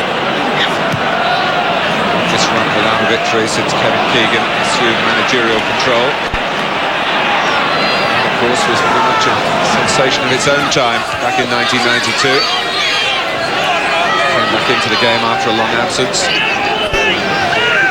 It's been non-stop news from this part of the world ever since. And more so today, in Mark Hughes giving Manchester United the lead with his last kick of the game.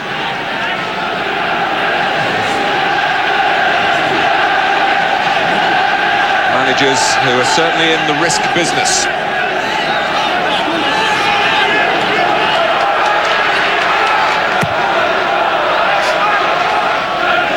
It's not a surprising statistic, Andy. I think that's a fair reflection. As I say, apart from the goal, there's not too much that would have been disappointing Kevin Keegan. Oh, it's a shame for Clark. A link-up that worked well with Kitson, but not to the third man running, who was Lee. But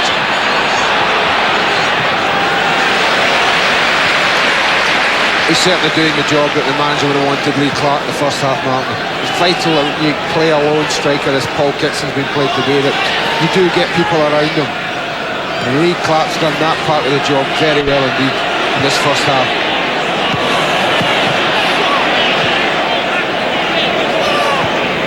Well, I'm not exactly sure when Kevin Keegan finally decided on his team. Peter Beardsley and Paul Bracewell were both in for fitness tests earlier today. Tests failed.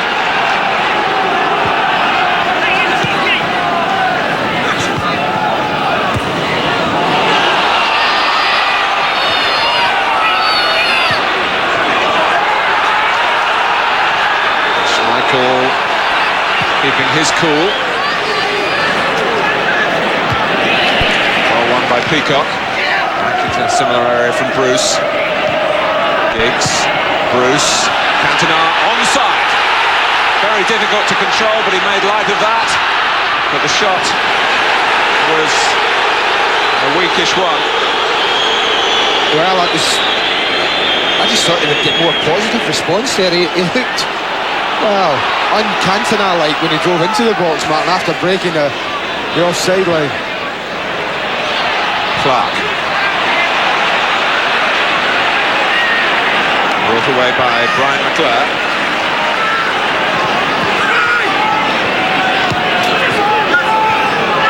Newcastle are going to risk that. They're obviously pushing up from the back to make the pitch a small one, so they can put pressure on the ball all over the pitch.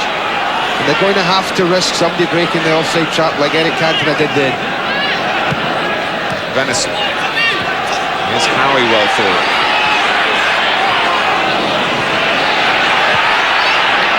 Steered away sensibly by Bruce. Been unsuccessful in his attempts to take the ball past Venison and then petulantly kicking out there.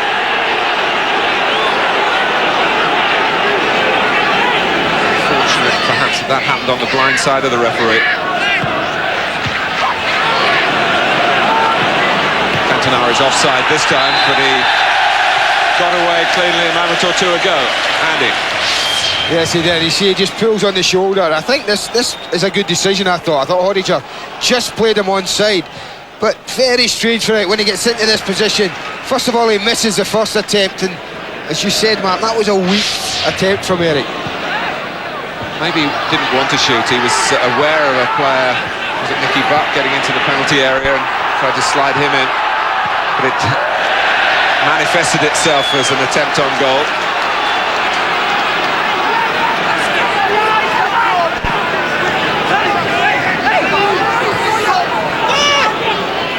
Who impressed on his surprising England debut in November.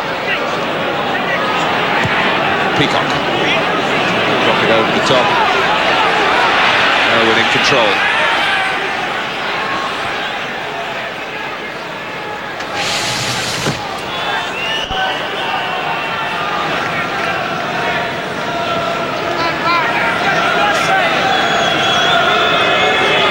In the 6 games without a win for Newcastle, they've failed to score in 4 of them. Actually, we've got a little mini-series really for you on Sky Sports involving the top clubs in the land. This one today, Blackburn and Newcastle in the FA Cup 3rd round replay, sponsored by Littlewoods Pools, the FA Cup this season, of course. And I'm sure you haven't forgotten our Super Sunday next Sunday, when it's Blackburn against Manchester United.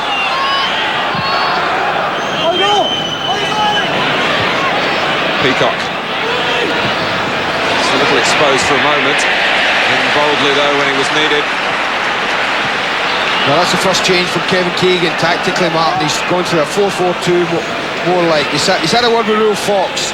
And Will Fox is going up. He's just going to play off Kitson, I think. And Robert Lee is now playing in this wide right area. So the first change. Well, you might say that's one up to Manchester United in that they've got Lee in a wider position rather than making those threatening runs into the penalty area, but now they've got to deal with the bouncy character Will Fox in their supporting Kitson. I just wonder if Alex will change and say to Paul Scholes now, well, you're not needed there now. They've gone forward, we'll just stick our 4 in midfield, you get up front, do your damage up beside Eric Cantona. He looks a little bit out of sorts when he plays with his back to goal, Mark, as he's been asked to do at the moment. He's obviously not at his happiest doing that, but he's got to do that just now with no Mark Hughes on the field. Peacock got the first one, but the roll of the ball was a bit unkind to him. It went to McClare. Scholes charging in on Howie, but it's a goal kick. Manchester United applying in those moments the same sort of pressure that Newcastle have been doing really from the first whistle. Everyone hungry for the ball.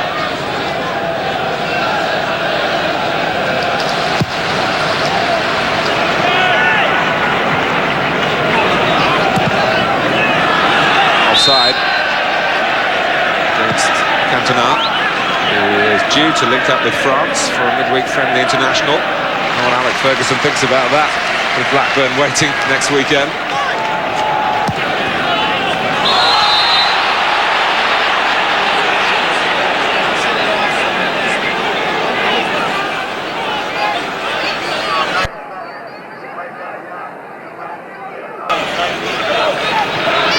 Well, both these teams are not noted for the way that they're defending today, Mark, by that holding a line and making the pitch as small as this.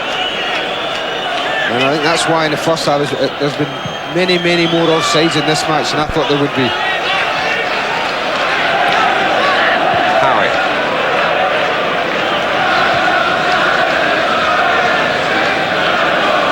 All sorts of games going on in midfield with crossover runs and attempts to get free. Yeah, I do think if Newcastle stay this way, that Alec at half-time will say to Scholes, you're not needed there now. We've now got 3 against 2 in that central area of Manchester United. Brian McClair at the moment is just marking space, and they really could push Scholes further forward.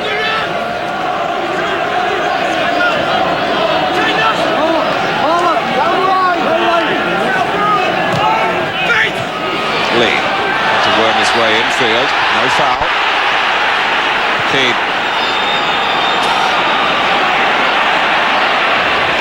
Newcastle grateful for one of Beresford's best attributes there, his speed over the ground.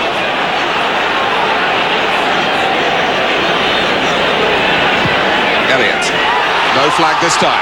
Paul Kitson. Lee coming into the centre. Bruce makes sure that Kitson can't pick him out. Yeah, the linesmen are working overtime in this first half, really.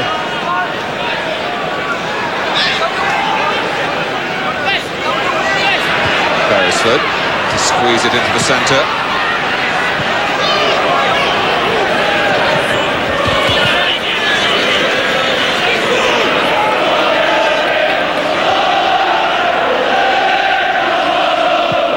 Peacock.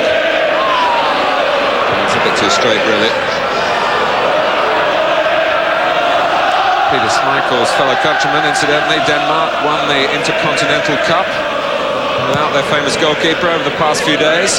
Tournament staged in Saudi Arabia.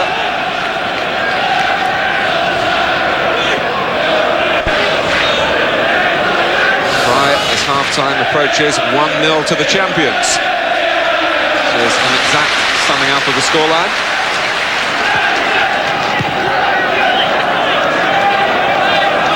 Pottinger. Back to Peacock. Another offside decision. This half might have a bit to run yet because of the delay when Mark Hughes had to go off.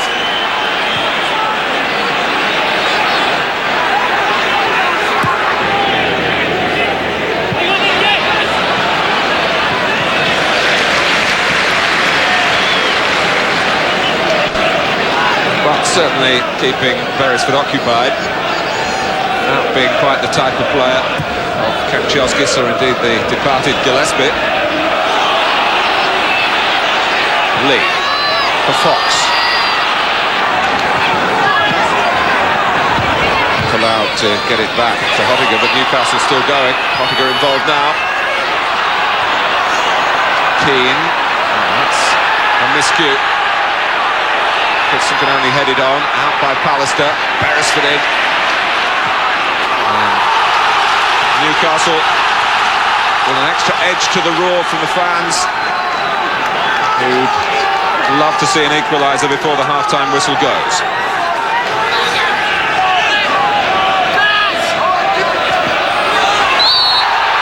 And a free kick to follow the throw.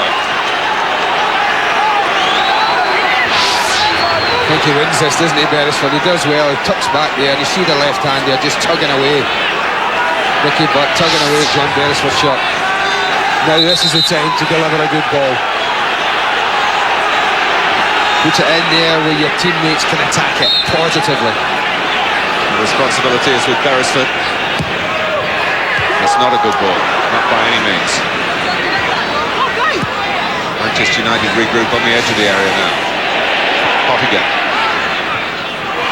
Fox. It's come for Howie. Oh! A wonderful chance to draw level before half-time for Steve Howie, who started here as a striker but certainly didn't look a player confident in front of goal as the ball dropped tantalisingly for him.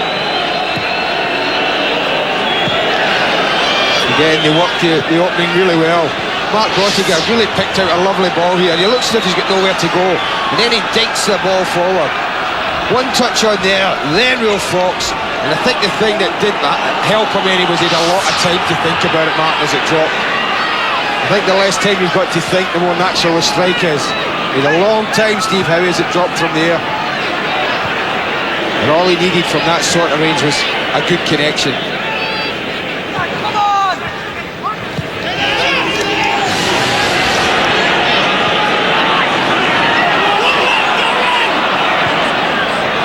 Kitson.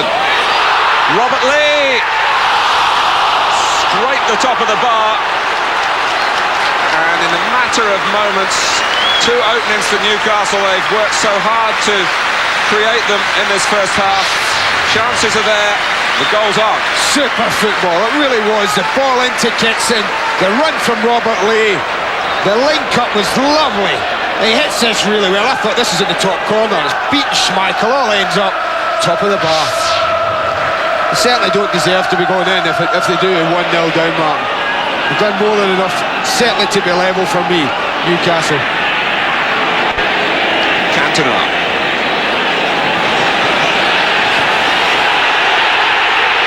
The only player who scored for Newcastle against Manchester United in the Premiership is, of course, Andy Cole. Home and away last season.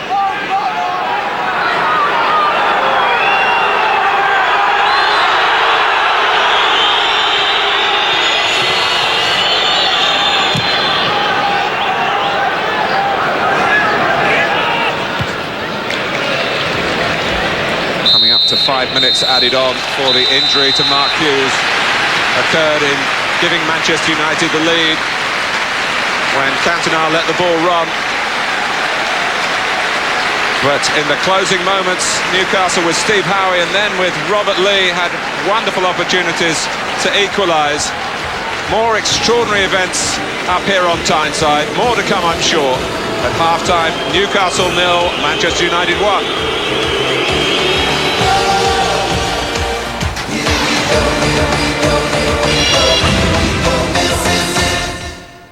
Every night in 95. Clint Eastwood in The Line of Fire. William Baldwin, 3 of Hearts. I love you in Wall Street. Charlie Sheen, Hot Shots Part 2. I win. Sharon Stone, Sliver. He's so very, very sick. And coming soon, I didn't kill my wife. Harrison Ford and Tommy Lee Jones, The Fugitive. That firm looks like a hot hazard. Tom Cruise, Gene Hackman, The Firm. Sky TV, No Turning Back. 0506 484 777. Don't miss out on any of February's premieres on Sky's 3 great movie channels. That's 0506 484 777 and we'll switch you on.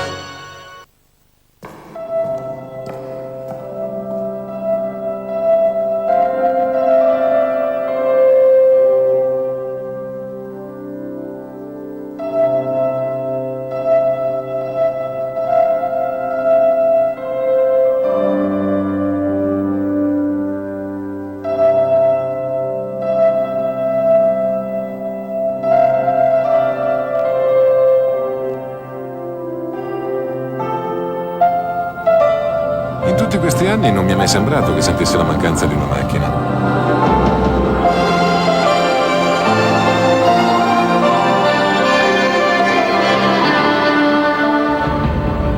Mondeo. It makes all the difference.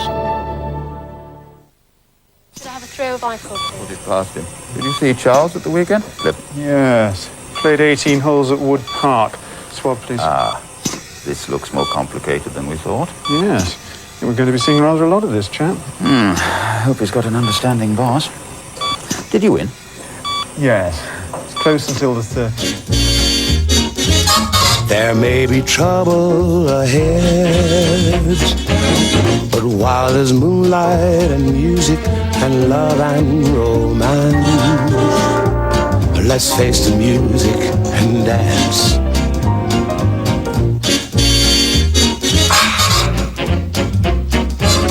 Let's face the music and dance. How's he doing? He's comfortable. You needn't worry if your life changes. Allied Dunbar financial plans adapt to help you cope. with the unexpected. Ally Dunbar, for the life you don't yet know. Ostoksilla käyminen on paljon helpompaa Mastercardillani. Elegí Mastercard porque es famosa en el mundo.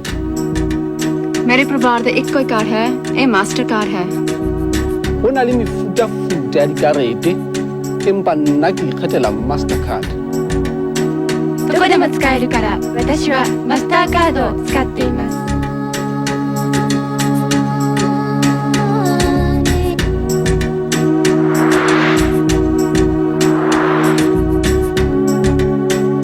We totally scuppered about my Mastercards, right up a Swanee.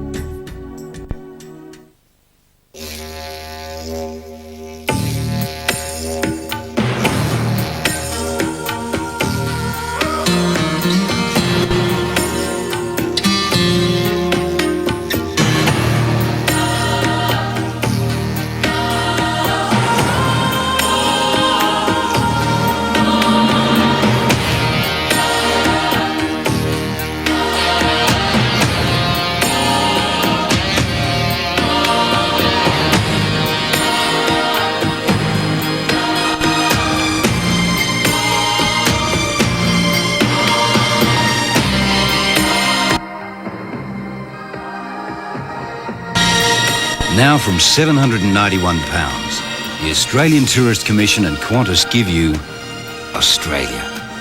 Get the free Traveller's Guide. Call 0345 02 2000. Let yourself go. How to get your carling in, Lesson 1. And these four midfielders face a formidable defender. Will they seize this golden opportunity? Oh, he's broken off and he's overstepped the mark. Oh, he's fallen for the offside trap. What a silly Billy. Carling, sponsors of the FA Carling Premiership.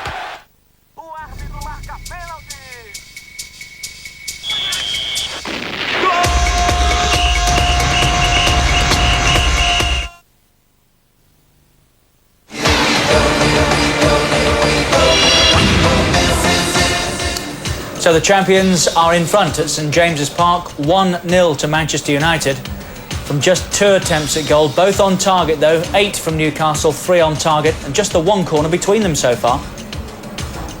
How many offside decisions though? 15 there. 1 booked, John Beresford of Newcastle United. 55% of the possession to Newcastle United, ball in play, 35 minutes, nearly 36 minutes from the 49 that we had, 59% in that middle third of the action areas there, 27% in United's last third. Our guests, Gordon Strachan and Bobby Moncur, the former Newcastle United skipper. Gordon, Manchester United in front with a typical piece of Mark Hughes, really. Yeah, well, people have been talking about his future, and he's answered his critics again with a goal. Very brave, excellent the way he got on there. But I think Newcastle could have saved themselves a bit more, but they could have stopped that problem by Darren Peacock stepping out here. If you watch him, Eric Cantona just kind of walks in, doesn't sprint in. I think the rest of the boys are holding the line and Darren Peacock goes in. There he goes there. If he had just stepped up there, because Eric's not sprinting at any great pace, and there he goes. Just one thing on Hughes' mind, and that was to score, wasn't it? I don't think he even saw the goalkeeper, did he? And to be fair, I think the goalie thinks, here comes Mark Hughes, I'm in for a bit of trouble here. You know, I think it'd been a lesser mortal. I think the goalkeeper could have been out there a bit quicker. I think his reputation went in front of him there, Mark Hughes. It's a lovely step over from Cantona there, wasn't it? As I say, I think the problem could have been sorted out with Peacock stepping up. Well, this is what happened to Hughes. Oof. Was it the knee or further up? It would be sad if this is the last time we see Hughes in the United jersey, but... well, I don't think that. I still think he's going to be an important member of the squad. I think he is a very important member for them.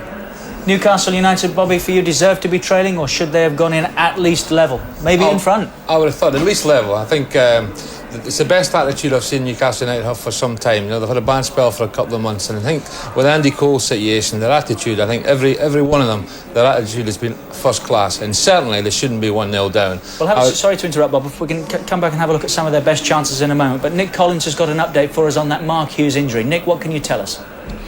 Well, Mark Hughes left for the Royal Victoria Infirmary about 20 minutes ago. We've just spoken to Dr. Keith Beveridge, who's the Newcastle club doctor. He said that Mark Hughes' knees were bound together.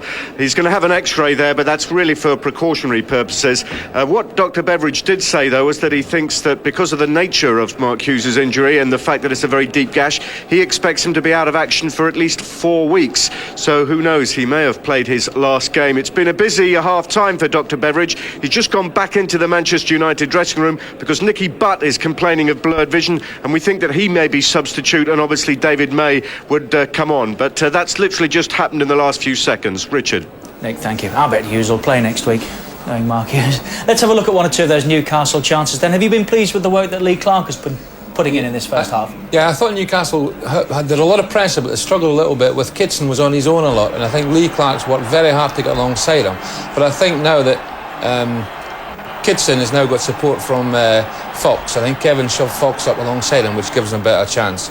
I think the best chance of the game was the one that was Howie's best. Drop to Howie, yeah. Yes. Unfortunately, he used to be a centre forward, and I think, you know, it gets knocked up and it goes, and Howie, it's a back header here, and Howie's he's actually probably got too long to think about it, and really, he should have done better than that. I think even I might have scored that one. At least hit the target hard anyway. I think that was a good chance, yeah. Can you tell me who was centre forward for, Bob? Pardon? Could you tell me who was centre forward for? You see it at Newcastle, would you believe? Yeah? And I think that was a really good chance, yeah. And Robert Lee, with that chance right on half-time. Did you think this was in Gordon, as they carved their way through again? The season he's having, you're expecting that. I mean, he's hit that very well. He's just a bit unlucky. And that's the way he likes to go to the ball, coming late on flick-ons. And he's did well. He's went in there, he's hit it. Just a bit unfortunate, that's all. Well, Newcastle United will keep plugging away, and they have to. If they've got genuine title ambitions, they need a win here today against Manchester United. But at half-time, they trail by 1-0. We'll be back with more in a moment or so.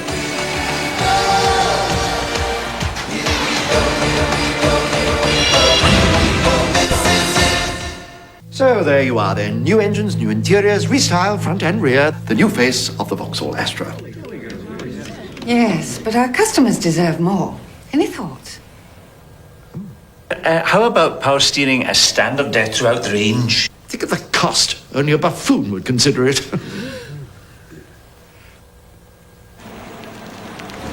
Well, your power steering was inspirational. Thank you very much. You haven't seen anything of GD, have you? Yes, I thought a spell in the vehicle exterior luster department might do him good.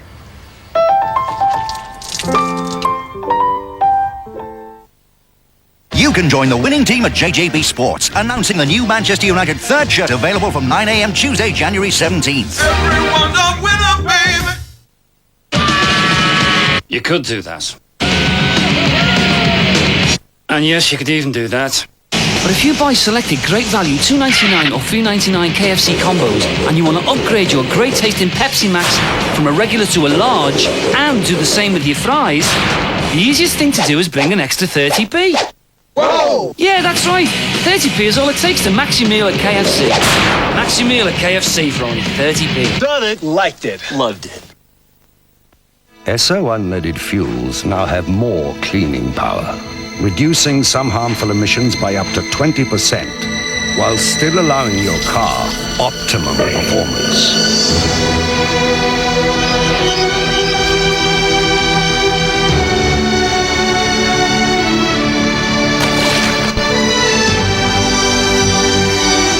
Esso Unleaded, a new generation of performance fuels.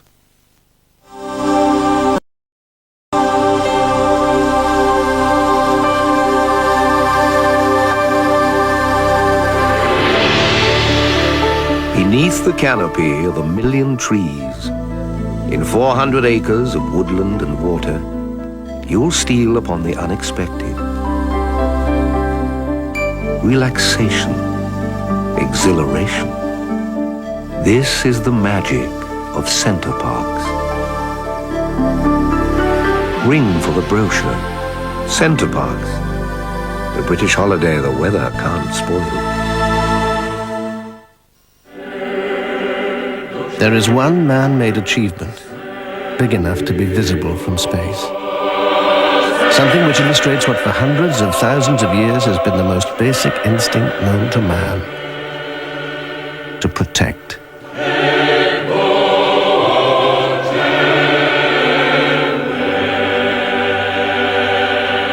Norwich Union. No one protects more.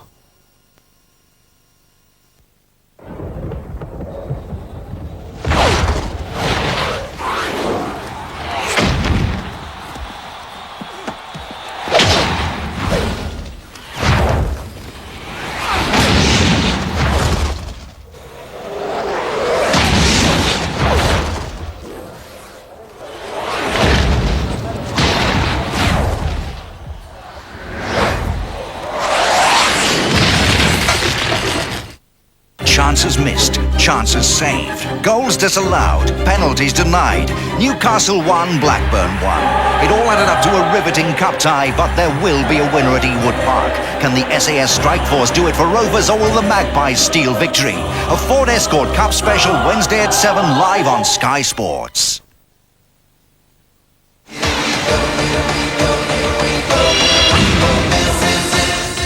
Welcome back. No sign of the teams yet. Gives us a chance to play again for £200. Play ball. If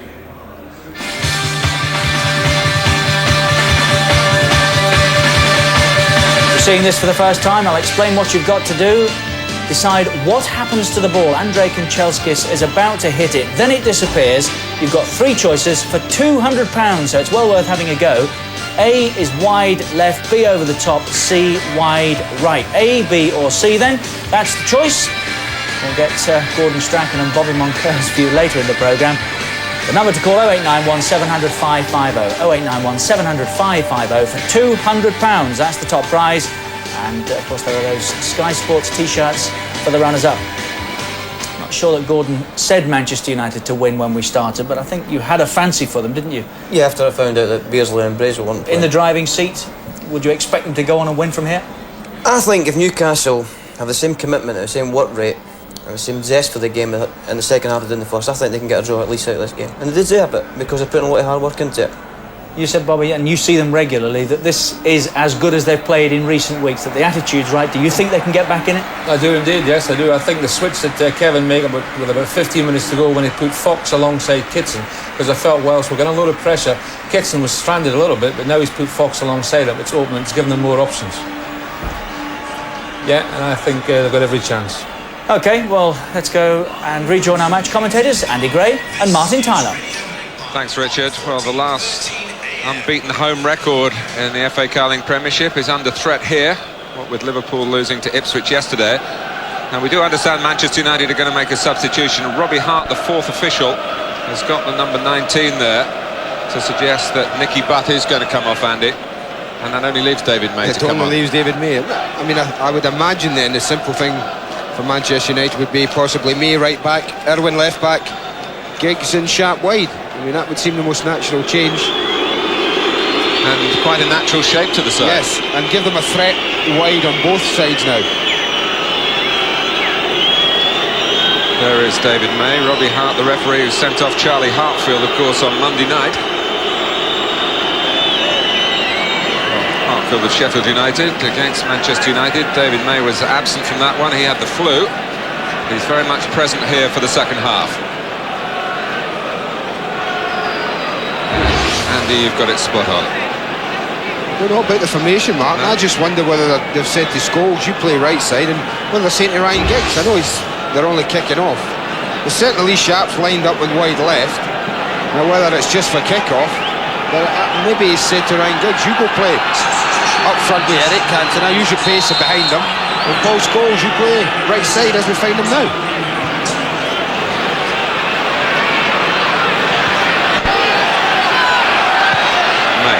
Certainly at right back. At the moment, Giggs through the centre.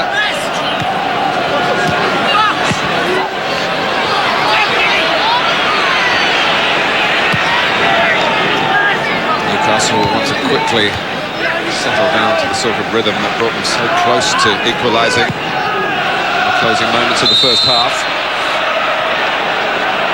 Well, pattern set within the first minute, Mark, the first offside. But with this Mark Hughes business, what an extraordinary game football is.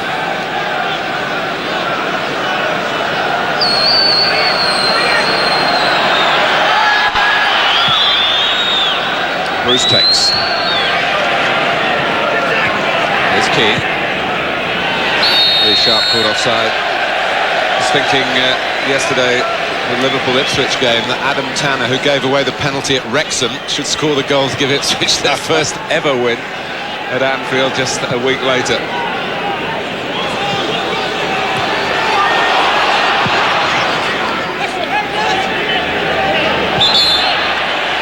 Cantona claims that he was pushed. The referee said he was the offender.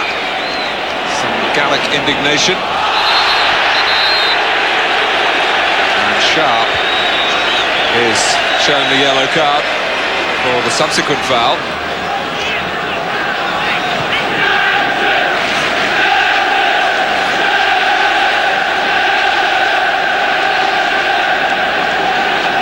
Lee Clark, the player caught.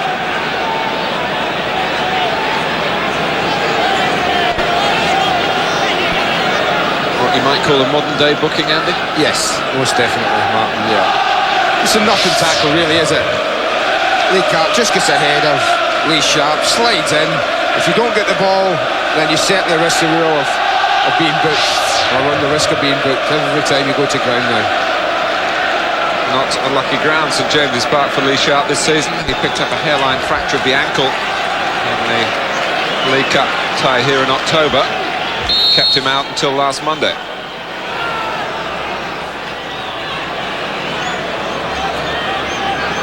Venison with a free kick. It's Howie who headed it on. Peacock's right in there.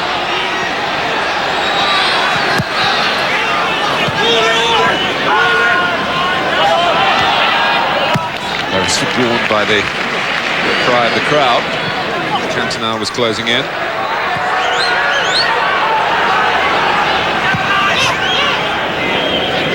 Will Fox certainly starting the second half up front as he finished the first.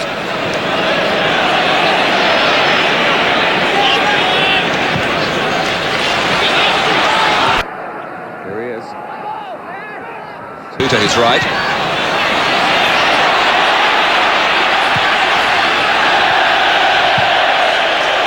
There's plenty of tenacity from Sharp in winning the ball.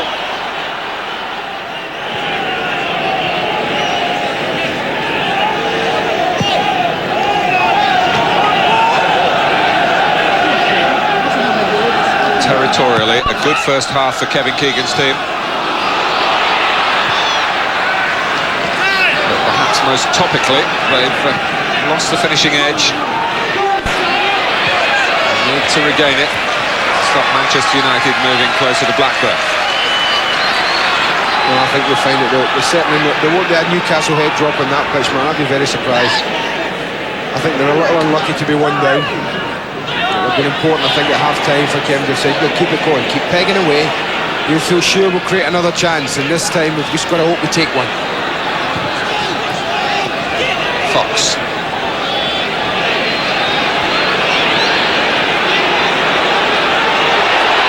Clark.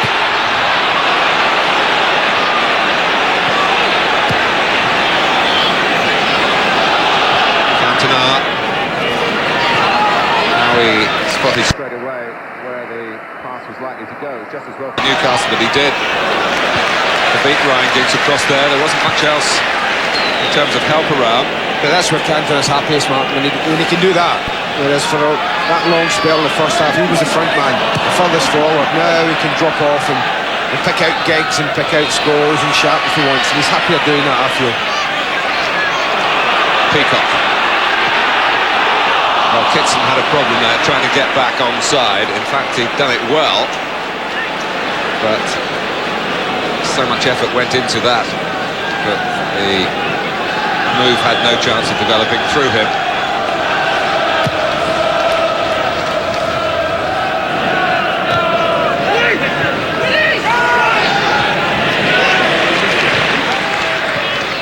Beresford. Fox. Something to fight Clark for the right to get possession there. May.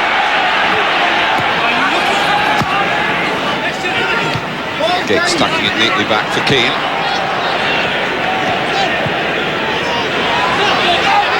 Here's Sharp.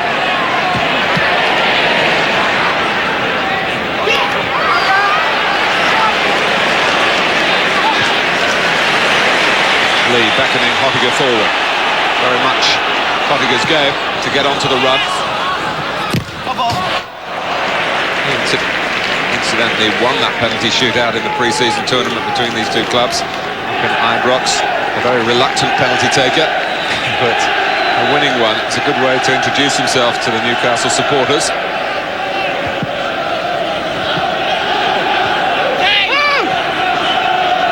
Couldn't have been too serious though, because Cantona missed one. Blake was open there, isn't he? Clark. Caught from behind by Keane. A booking that could mean suspension for Roy Keane. Yeah, again, it's Clark's causing the problems. He's making that run, and, well, I don't think Roy Keane can have any arguments, Martin. It's unnecessary. He's running straight towards Dennis Irwin. It's a reckless challenge, needless booking. Venison with the free kick. Elliott. Seemed to be balked there by Scholes.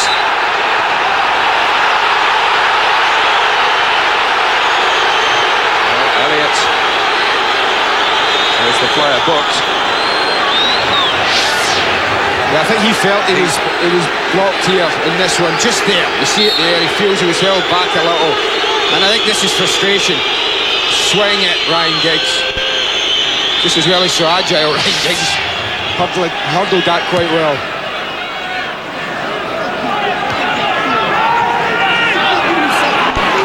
As I said in the first half, Newcastle have missed Scott Sellers on the left. Andy Cole in the national press today paying tribute to what Sellers did for him. And looking at Sellers' absence as a reason why he hit his bad run, 9 games without a goal. Kevin Keegan's had to use a variety of players on the left-hand side. At least Robbie Elliott has the virtue of being naturally left-sided. But he himself is only just back from injury. As I said at the start, Newcastle regard this as the worst season, certainly in memory, some say in their entire history for injuries. Kitsy. Didn't quite reach Lee. Pallister sorted that, but Owen hasn't finished off the job of clearing yet. And he's conceded a corner.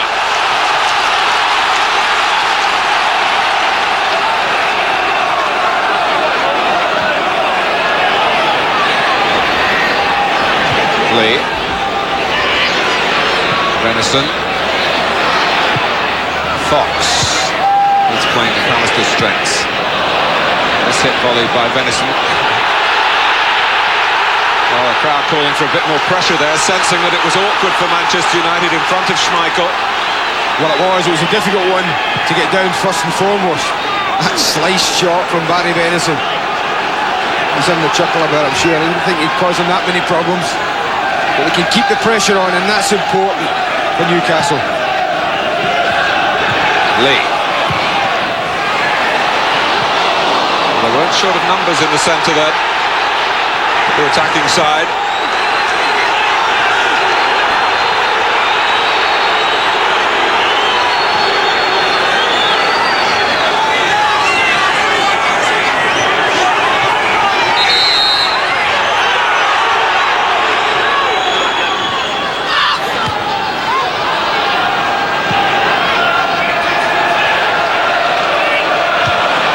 Brought away by Beresford, but quickly back to Clark. Cantona trying a flick in a risky area. Dependable Brian McClare was there to help out. Another offside up near the halfway line against Keane. 10 minutes into the second half.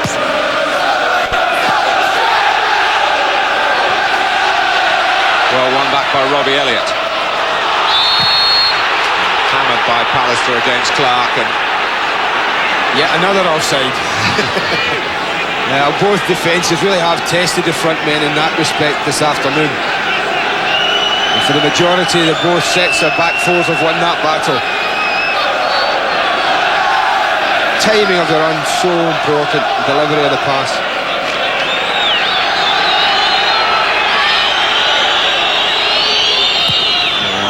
19 offsides given.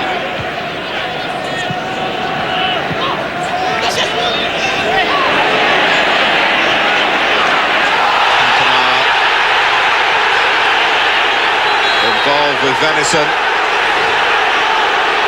involved with the referee.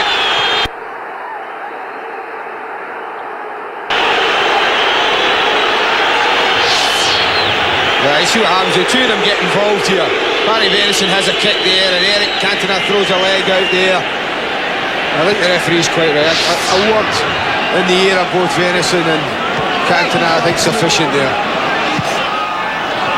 But even those who, and there are many thousands of them who love Eric Cantona, can be infuriated by his petulance at times. A wonderful goal at Bramall Lane, when you could state a case for him not really being in a situation where he should have been on the pitch at that stage. This is McClare. Sharp, almost ran for Giggs. Crowd quickly sensing an opportunity for Newcastle to break with Clark, with Kitson.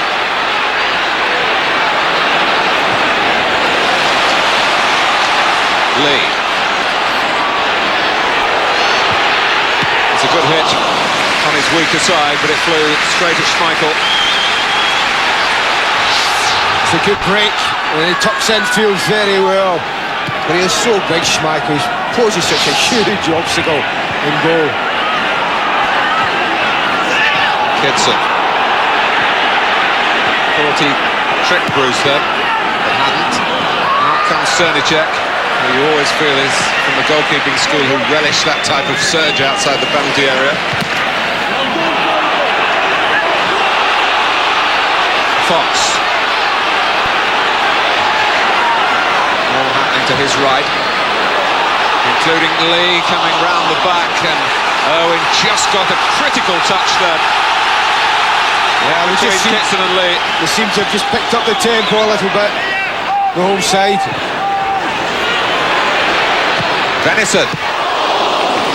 Expert handling again from Schmeichel. It just bounced just in front of him. And Venison strikes it very well, and I just wondered how close was Will Fox to getting a touch on it.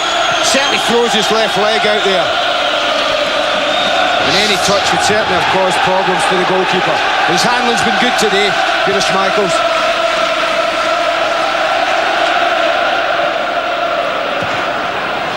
As it certainly was in his comeback match at Bramall Lane, when he had a similar incident to deal with Kevin Gage from that sort of angle that Venison found.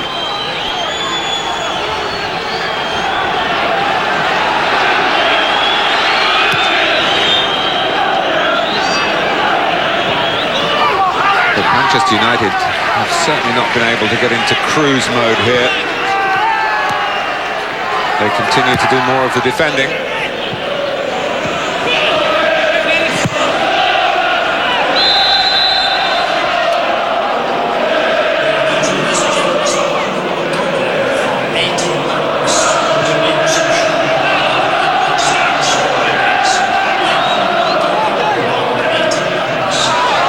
Peacock. Kitson pursuing Pallister. Yeah, he was looking for his goalkeeper. I think he was looking for his goalkeeper, Gary Pallister. There he is. The ball's in the box. He should be there. That's his opinion. But his goalkeeper's was a different one.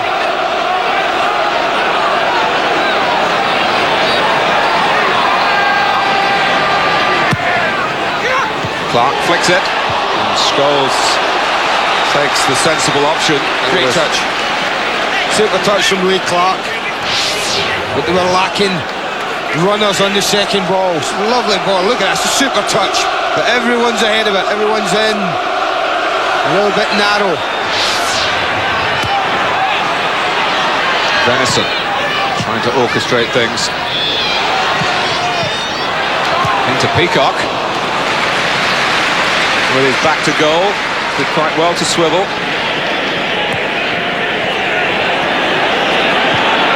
Well, Giggs has given it away to Fox.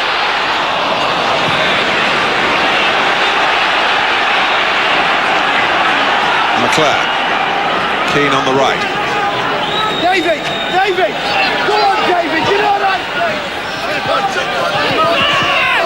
You just get the impression, Andy, that Manchester United, with the chop and change in the personnel and the plan, aren't quite sure at times what quite is on the agenda. Ball rather wasted near to the touchline here. I think that would be fair.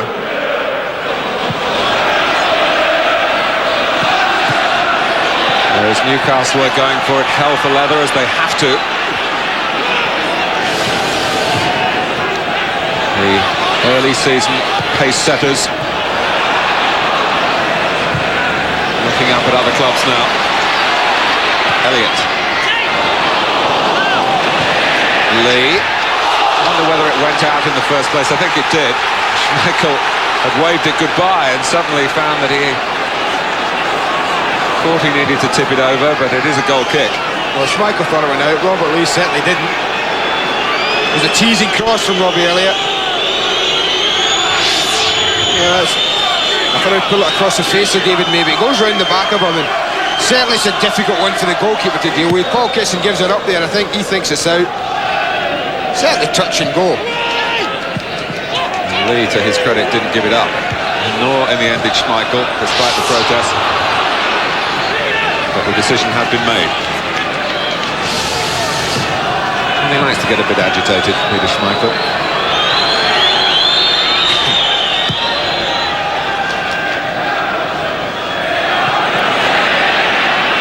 Gary Walsh, incidentally, who lost his place through flu for the cup tie, is well enough to be on the bench today.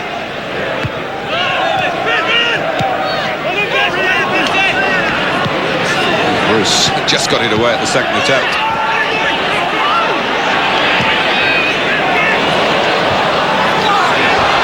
May's header only falls infield for Clark. Keane was on hand. Now, when you talk about Roy Keane, you talk about him making thrusting runs forward. I think it's typical of today that most of the work you see him involved in up till now has been back defending, closing people down, back in his own box. And that's a credit to the way Newcastle have gone at this game.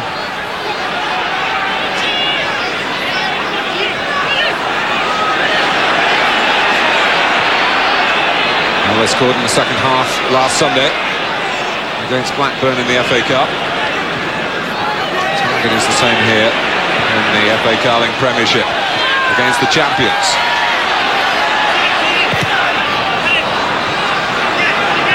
Keane defending well again.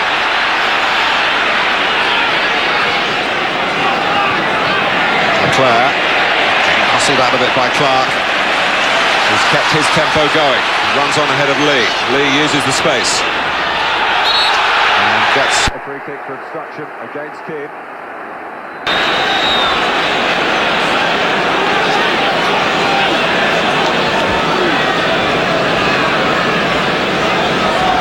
It's a reasonably central position. Schmeichel is setting his defences. Well, they'll be certainly attracted by the thought of putting the shot on target. But from that range, it's going to take something pretty special, I think, to beat Schmeichel.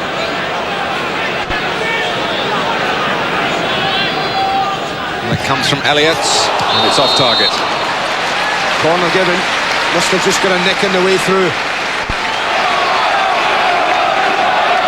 Fox starting across to take the corner. They've gone to sleep, Manchester United. Be caught with a quick corner. Venison. Peacock. First Bruce, then Pallister.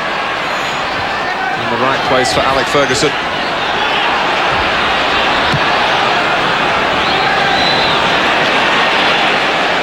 Beresford.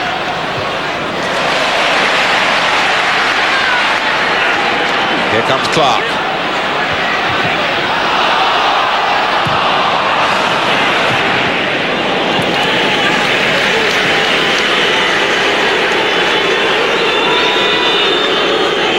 We've had 20 minutes in the second half in which Newcastle have continued to control the shape of the game, but not alter the shape on the scoreline. I think they've dominated it. I mean, if you look at the action areas there, Mark, only 10% of the action in that Newcastle's defending third. I think that shows the way they've taken the game and they've really driven at Manchester United. But as you say, up till now, they haven't been able to break through.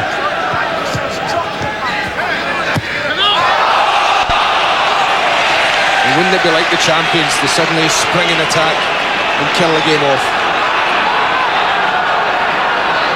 And truth, they've looked less like it today.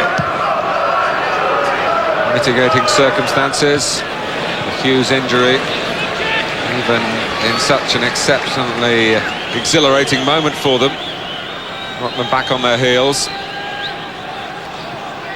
But the vast majority here at St James's Park, and another 34,000 plus crowd, hoping and praying that Kevin Keegan's side can come up with something here.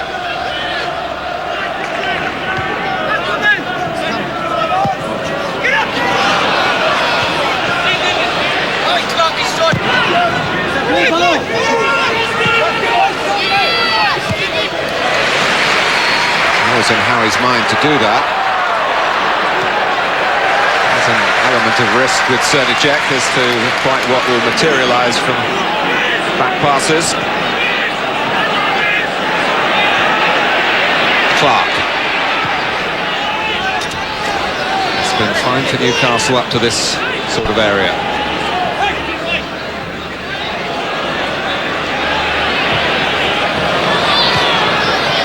Elliott.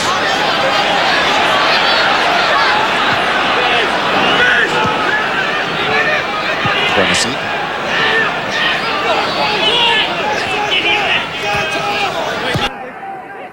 Kitson trying to guide it down. Could come his way. Kitson! Well, that's what they wanted to see. No thoughts of Andy Cole at this particular moment.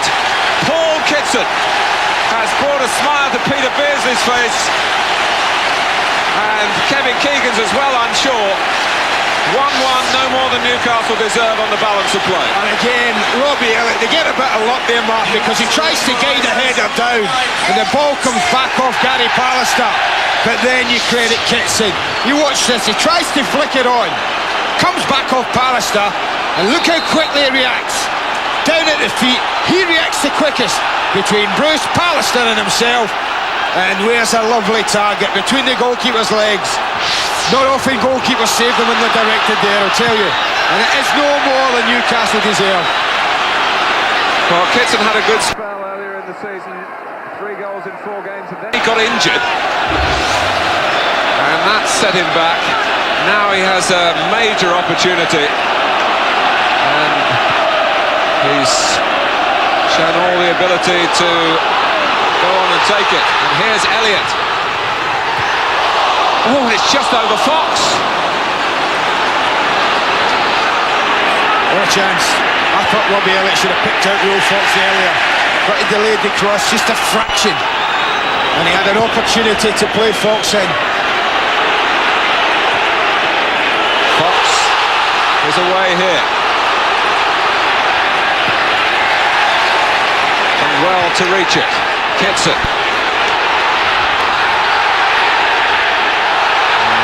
In the end, the obdurate opponent was sharp.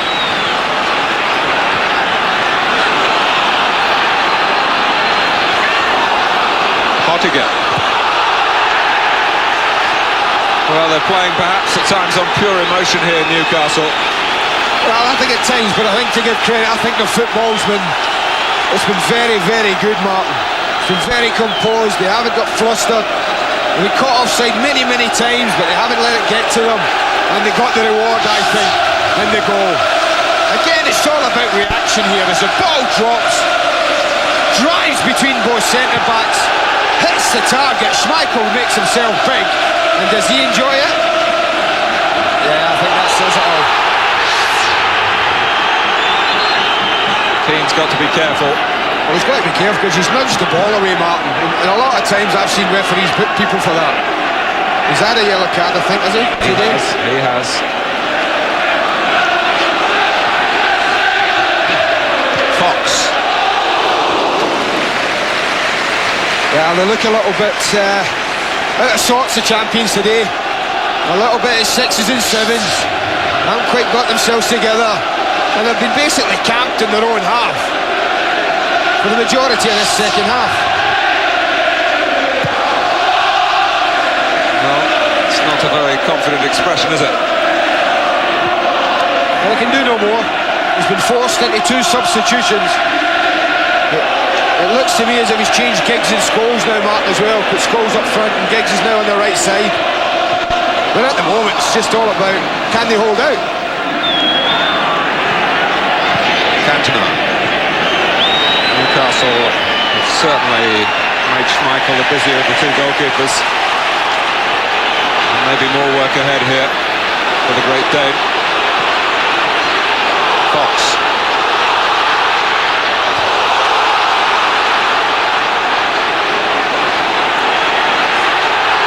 Schmeichel saw him off, but the fire was burning in the belly of Rule Fox then.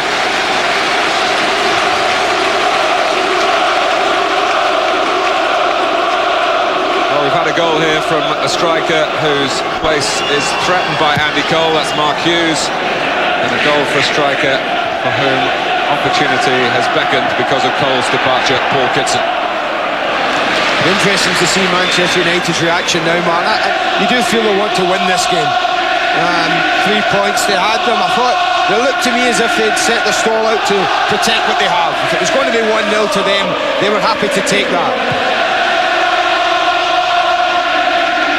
I just can't believe they'll go the whole second half and not have a part to play, attacking-wise.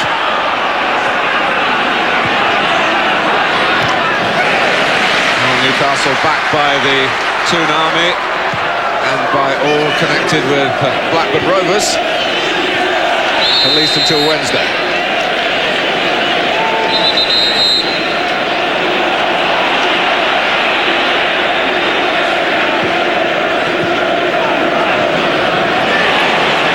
Venice.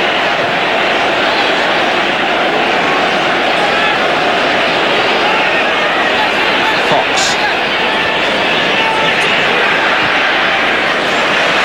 Again. The hunt now to get in front. Clark. Venison. Elliott. Oh, looks as though he played him in. Tuck back to Kitson by Elliott. Not this time. Well, they shifted it really well and it opened up beautifully in front of him. Robbie Elliott does well, he tugs it back. Now watch the way he just shifts it there. Creates the opening. Oh, and it's a pity. Because had he done this with that one and hit the target, and Newcastle might well be 2-1 up. It's a lovely area when you see that one between the goalkeeper's legs and the striker. But you can't stress highly enough how much that means to Paul Kitson and to Kevin Keegan on this of all days. Well, it's noticeable as well, Mark, as the second half going on. Manchester United's back fours got deeper and deeper. Talked about how they held a very high line. Probably in the first hour of the match. I don't see much sign of that now. Fox with the cross. Owen having problems with the bounce.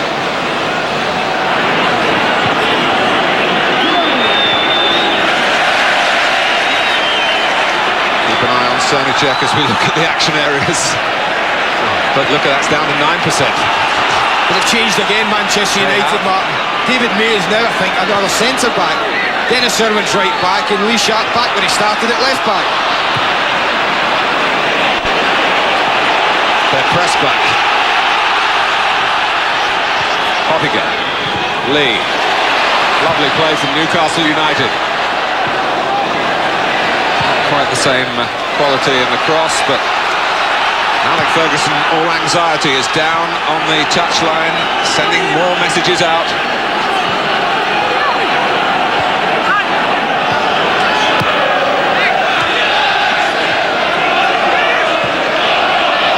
They've moved into the final 15 minutes, moved very rapidly to that stage in the game, it seems. Steve Bruce wanting to give a bit of pride back to Manchester United here, but he's caught well forward, but helped out by a blast on the whistle. I think I had to agree with Barry Venison. I thought he was a little bit fortunate, Steve Bruce. I thought Barry Venison goes in and he pokes the ball away there, then Steve Bruce goes down. Oh, here is Irwin. There was only Scholes to aim for in the centre. All the conviction in the football is coming from Newcastle. Kitson. What a tonic it would be to all on Tyneside if they could get a winning goal. That would be great, Martin, but I'll tell you what, when we speak to Kevin after, I think he'd be absolutely delighted at the performance of his players. I don't think he could have asked for more.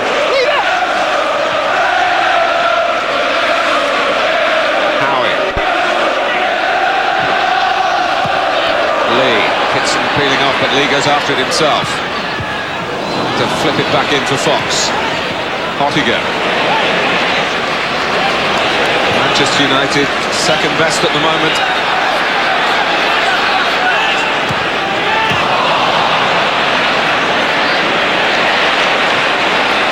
They can't get out. Ottiger. Lee. Even Keane couldn't tidy it up when the odds seemed to favour him. Peacock pushing forward. They're being put through it. They're really being tested now, Martin, the champions at the back. But they've got great resolve. He's a little bit unhappy with Dan Peacock. I think he felt the pressure was on, there are bodies there, that he could have rolled it into Lee Clark, who's got a lovely position just on the edge of the box. So he got a little bit unhappy with Darren Peacock there. But that doesn't happen often, Martin. Manchester United are dominated to that extent in possession in the game.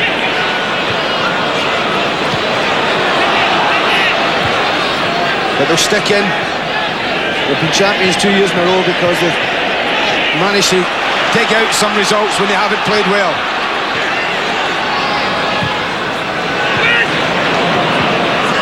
Of course, they dug out a 1-1 draw here last season.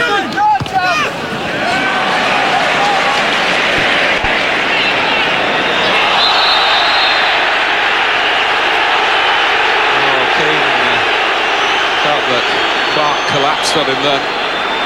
Free kick taken. I thought it was hard grab by Roy Keane. Ottiger. Kitson! Nothing wrong with the accuracy in the header. You may have three centre-backs in there, Martin, but if you don't pick up properly and allow people free headers, then they're going to test goalkeepers. It was a comfortable save at the end. It was a good, powerful header from about 16 yards from Kitson. Not much from the corner, though, unless Cantona presents it to them. And he hasn't done that. In fact, he's got Sharp away here, and suddenly there are three forward for Manchester United. McClare and Giggs in the middle. Cross game behind them. Newcastle with a warning shot there fired across their bows.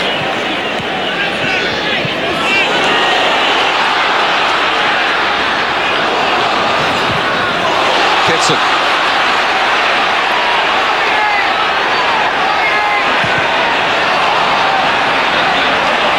Well, with Cole and Beardsley and his previous opportunities around, maybe Kitson's been a bit inhibited, but he knows he's the main man up front for Newcastle. More mistakes from Manchester United. Elliott in there, away by McClare.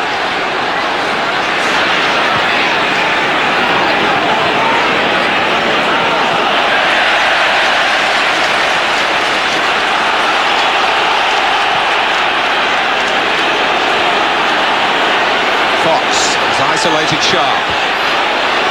And he's passed it. Now Keane gets there and Pallister as well. And they did enough in the end. Cantona almost crafted something from deep a minute or two ago.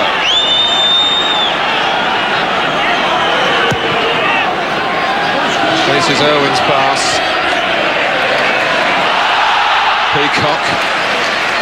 That's when it helps to 30,000 of your own fans shouting man on. Newcastle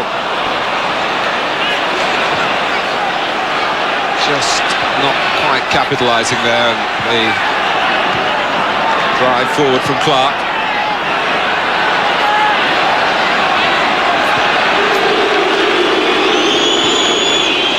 Well, I'm sure on this form you want to see Newcastle again.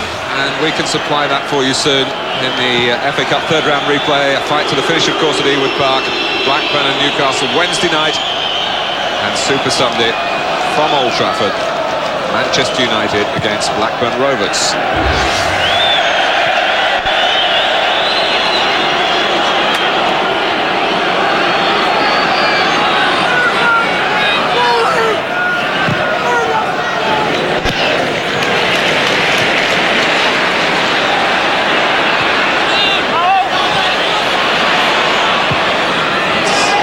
Bruce.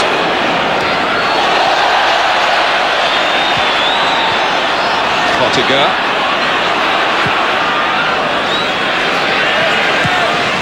Back from Beresford. It was risky for May. The referee patted his chest to suggest that he supported the contact in that area. And the crowd were calling for the handball.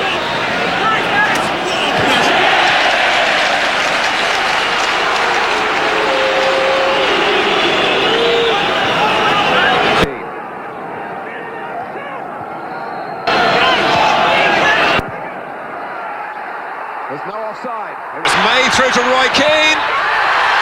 Sanichek has earned his money in that moment. We didn't have. It was very tight decision, first and foremost. Lovely timed run, the one run that I was talking about earlier. And he's through it, you think he's going to slot it. Tries to do what Kitson did, but this time the goalkeeper sits in it. Cantona. Scholes, but suddenly Manchester United showing signs of finding a second wind. Okay, in truth, when the first wind didn't blow very strongly, rather heated out with the departure of Hughes. Owen, sharp.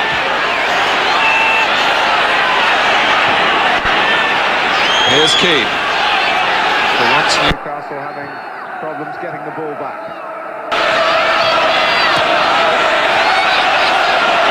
One or two tired legs and black and white shirts as well, Mark. They've really put an awful lot into the game. Cantona.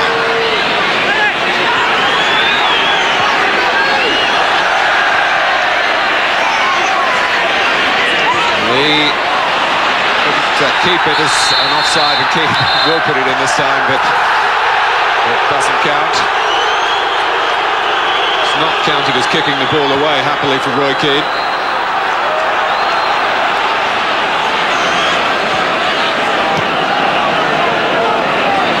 And there are 6 minutes to go. We were beginning to feel that the stage might be set here for something spectacular in the closing stages from Newcastle. Manchester United have just flexed their muscles.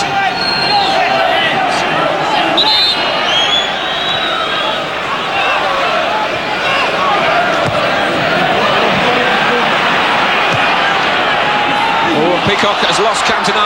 It came back off Peacock to Giggs. Cantona! Now, how close was that? Well, by Eric's reaction, it's very, very close. He set it out wide of the right-hand post, hoping that to bring it back in. It starts to bend, Martin. Oh, dearie me. That is very close. Cernicek's giving this up. There's not a thing he can do about this, except watch it and hope it's not going to bend in. Goals, but there's Beresford. 5 minutes left.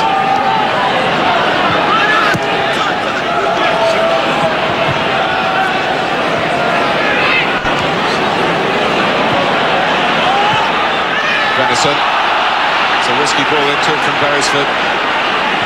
Much more positive move suddenly from Manchester United. They'll have to think about defending again. Clark in an area of space. Fox.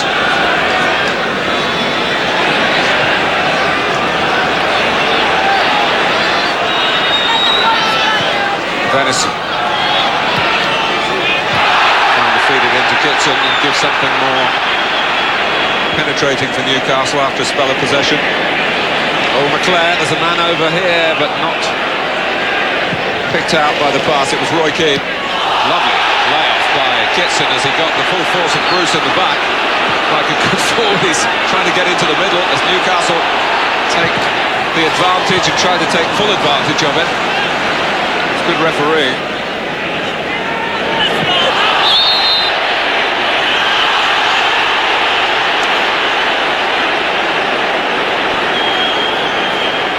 Andy Gray has adjudicated Andy on the Carling Man of the Match. There have been a lot of good performances in black and white shirts, Mark, but I think a young lad who's just back in the side and had a lot to prove today. So I've gone with Lee Clark. A real bundle of energy. And Andy Cole's closest pal at the club, we're led to believe, so Andy will be pleased as well for Lee. As long as Manchester United get something from the game, I perhaps should add.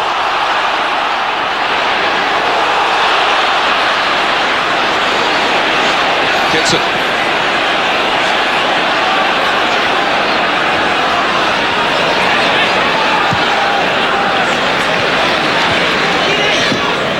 Clark.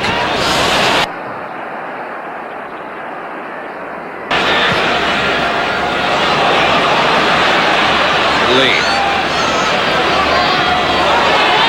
And still. Back to Venice. Sees a wall of red in front of him. Lee, giving some width.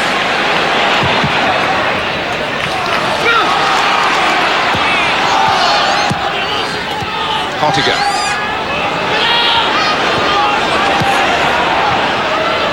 Fox.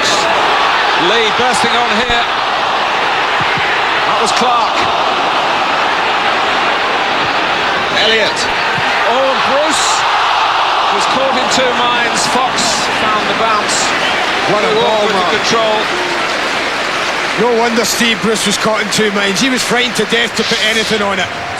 He had visions of scoring an own goal in the last minute. That was the difficulty in dealing with that from Steve Bruce. And it just sat up a little bit high, but it's a fabulous ball in.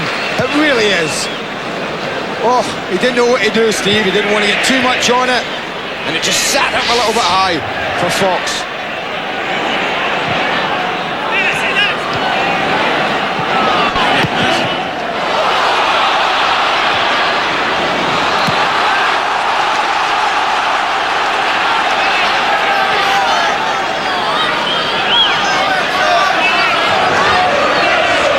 Minute.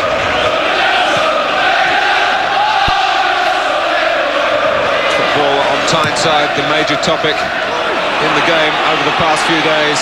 It's continued over the duration of this match as Newcastle continue to take the fight to Manchester United. Giggs. Venison's gone across, can't stop him. Ryan Giggs really on a run here. Cantona's unattended. Eric Cantona! Oh.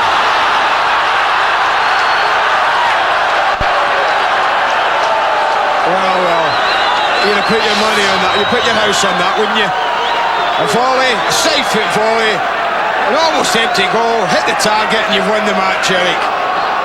That was a great break from Ryan Giggs and a wonderful ball. And how agonising is that if you're a Manchester United fan? He thinks it's in, he thinks it's in. Oh. It needs no words.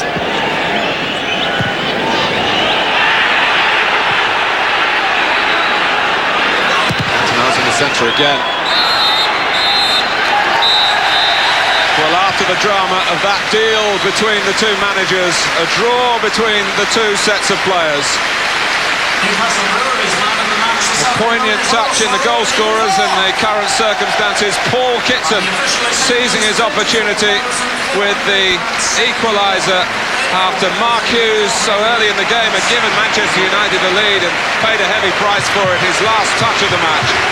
Eric Cantona with the final kick of the entire game, or certainly one of the touches towards the end, with a wonderful opportunity to turn it the champions' way.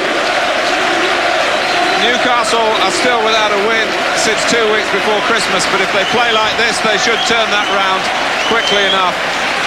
Manchester United only able to make a narrow inroad into Blackburn's advantage, which now stands at 5 points. You sense that both clubs will be glad to go their separate ways, perhaps after doing business and doing battle under such scrutiny. A final score with the Tyneside in some kind of turbulent state, really.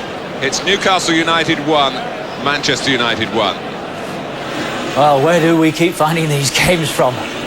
Fabulous entertainment at St James's Park. Gordon Strachan, Bobby Moncur, Andy Gray shortly. All of Saturday's goals. A whole lot more still to come on what has been, so far, a Super Sunday.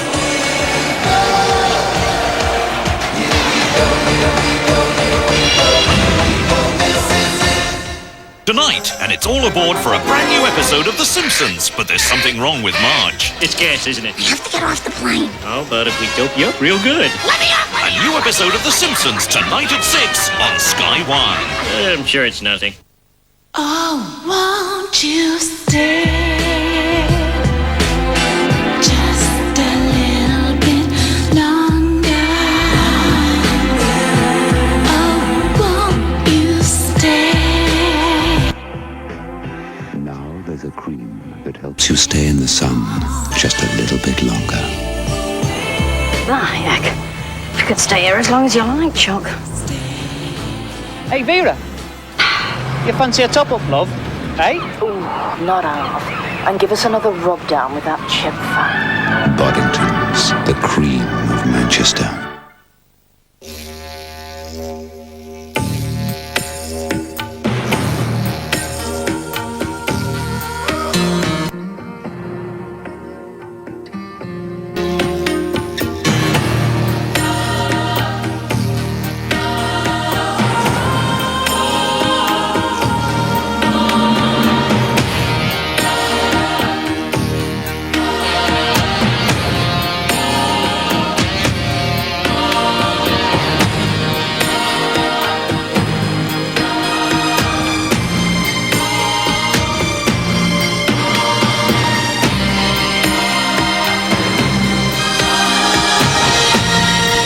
Now from £791, the Australian Tourist Commission and Qantas give you Australia.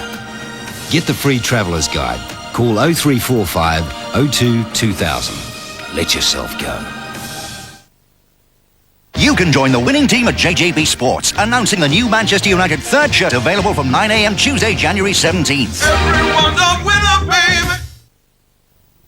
Did you hear about the trouble on the first floor? Morrison's out. You sure? He's retiring. I never thought he'd retire. Neither did he.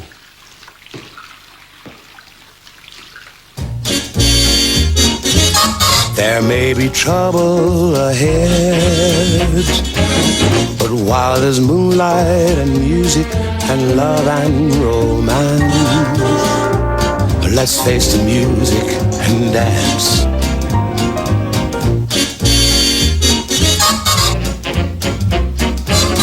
Let's face the music and dance. You needn't worry if your life changes. Allied Dunbar financial plans adapt to help you cope with the unexpected. Allied Dunbar, for the life you don't yet know.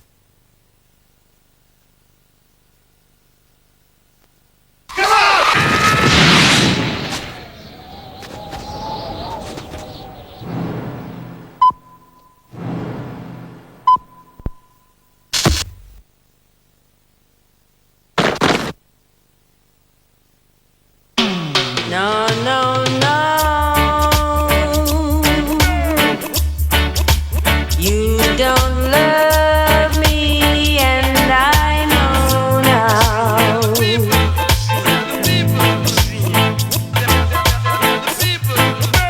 No, no, no. You don't love me, as I know now.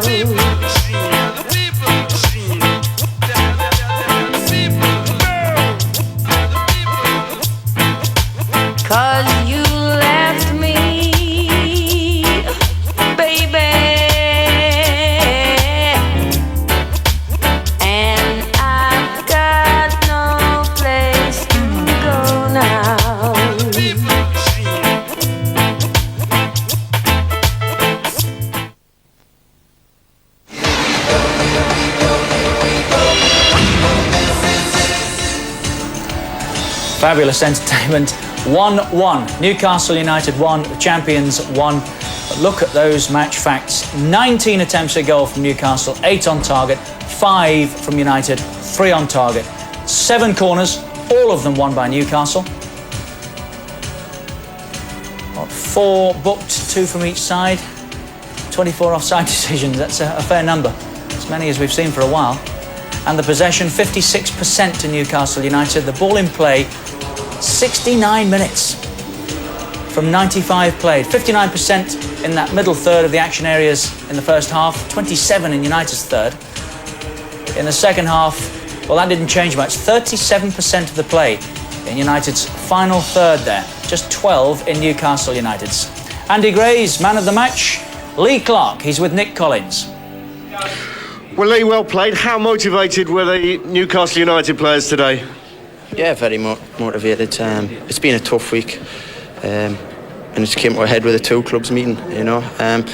But also we've had a poor run of late, so didn't matter who we were playing today. We're going to be very motivated to try and get a good result and a good performance. The second half, you really stepped up a gear. What was it that produced that, do you think? Well, obviously we're 1-0 down, and it was they're a quality side, so we knew we had to step it up a little bit more. I thought we'd done quite well in the first half, even had the better chances, but you know, weren't good enough to break them down, so it was obvious we had to step up a little bit more to try and get that goal, and delighted for Paul Kitson, he got it. From a player's point of view, how difficult has this week been with all the publicity about Andy Cole? I mean, you were a very good friend of Andy's, obviously. Yeah, very much so.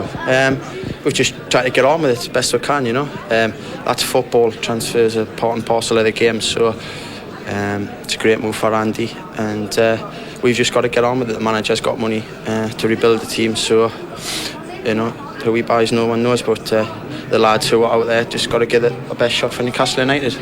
Well, Kevin Keegan has said that he hasn't given up the title. Do the players believe that as well? Yeah, definitely. We haven't given up the title. We're in 5th position, and you know, it's only January still, so you know, it's round about the next couple of months when it's really decided, when you approach Easter and that. So you know, we haven't given it up. We've got to show the same commitment like we showed today, and we've got a great chance. And how big a role do you think you can play for Newcastle between now and the end of the season? Hopefully a big one, you know. We spoke before the game, myself and the manager, and we said I hope my season starts today, because I had a long-term injury, and it took us a while to get back. And the way the team are playing, I just couldn't force my way in, but because of injuries and different circumstances, I've got a chance, and hopefully I've done enough to keep my place. Well, we wish you luck with that. Very well played today. You've been named the Carling man of the match. Thoroughly deserved. Well done, Lee. Thank you. Thank you. Cheers. And thank you, Nick Collins. We're with Gordon Strachan and Bobby Moncur. On a scale of 1 to 10, Gordon, how's about entertainment value there? 9, yeah. I think it's another example of what we agree with. This is the best league in the world just now. The excitement going to the studio in this game. It was the fittest 50-year-old I've ever seen in my life. He was leaping up at the window, shouting and screaming. He was getting a bit carried away. It was a great atmosphere. Enjoy it, Bobby? Yeah, great. As I said, I thought the commitment by the Newcastle players was first class, and the second half, I think, as Andy rightly pointed out, they were getting a bit tired, but rightly so. They'd worked so hard, and it's the first time I have to say I've saw Manchester United looking a bit ragged, and I thought at some stage we were going to win it. You made that point, Gordon, didn't you? It's the first time you've seen them play with 5 at the back like that, 3 centre-backs. Yeah, they went to 3 centre-backs with about 25 minutes to go, and I think that's basically all down to Kitson, because Rule Fox didn't have one of his better days, and I think Kitson ran them ragged in the second half. I think he was all over the place, enthusiasm, aggression, and I think he'll be really satisfied after the week that he's been through, really, because everybody seemed to ignore him. He's been at the club, and they were talking about bringing in other people to replace Andy Cole, and he was there, and he's went in and showed that he wants a place in the side, and he showed today that it's worth a place in the side. Mark Hughes it was that put Manchester United in front with what turned out to be his last touch in this game. He was taken away for hospital for a look at what turned out to be a rather nasty gash in a clash here with Pavel Srnicek. But as we look at this goal, Gordon, if Alex Ferguson was thinking about changing Manchester United around, might he think again when he saw them play after Hughes had gone? There's no doubt about it. As I've said, even people with the Sky this afternoon commentating said that it might be Mark Hughes' last game. And I think that would be a wrong move for Manchester United, because when he went off, they looked disorganised. Every time anybody at the back looked up, there was no Mark Hughes. Eric Cantona was up there, but Eric doesn't really want to play up there. And him and Scholes didn't really want to play up there. They're looking for Mark Hughes all the time. He's a focal point, all their attacks. They would, of course, be able to look. That was the injury, nasty. They would, of course, have Andy Cole. Now, we know what Cole can do. It's very different to Hughes. But you think he's still got a big part to play at Old Trafford then? I do think so, and I think Alec knows that himself. I don't think he can change the style right away at this time of the season. I think Andy Cole has been brought. Basically, Alec wants to win the European Cup. Let's get that right. And I think Andy Cole's been a part of the master plan to win the European Cup. Well, our Newcastle United supporter here, Bobby Moncur, said at half-time he thought his team would get back into it. That's exactly what they did, with a goal from Paul Kitson. Eventually, Bobby, and they've been plugging away, hadn't they? Eventually it came, and it was right, really, as Martin said in his commentary, wasn't it, that it would fall to Kitson. Yeah, and he reacted first, and he got in. And I think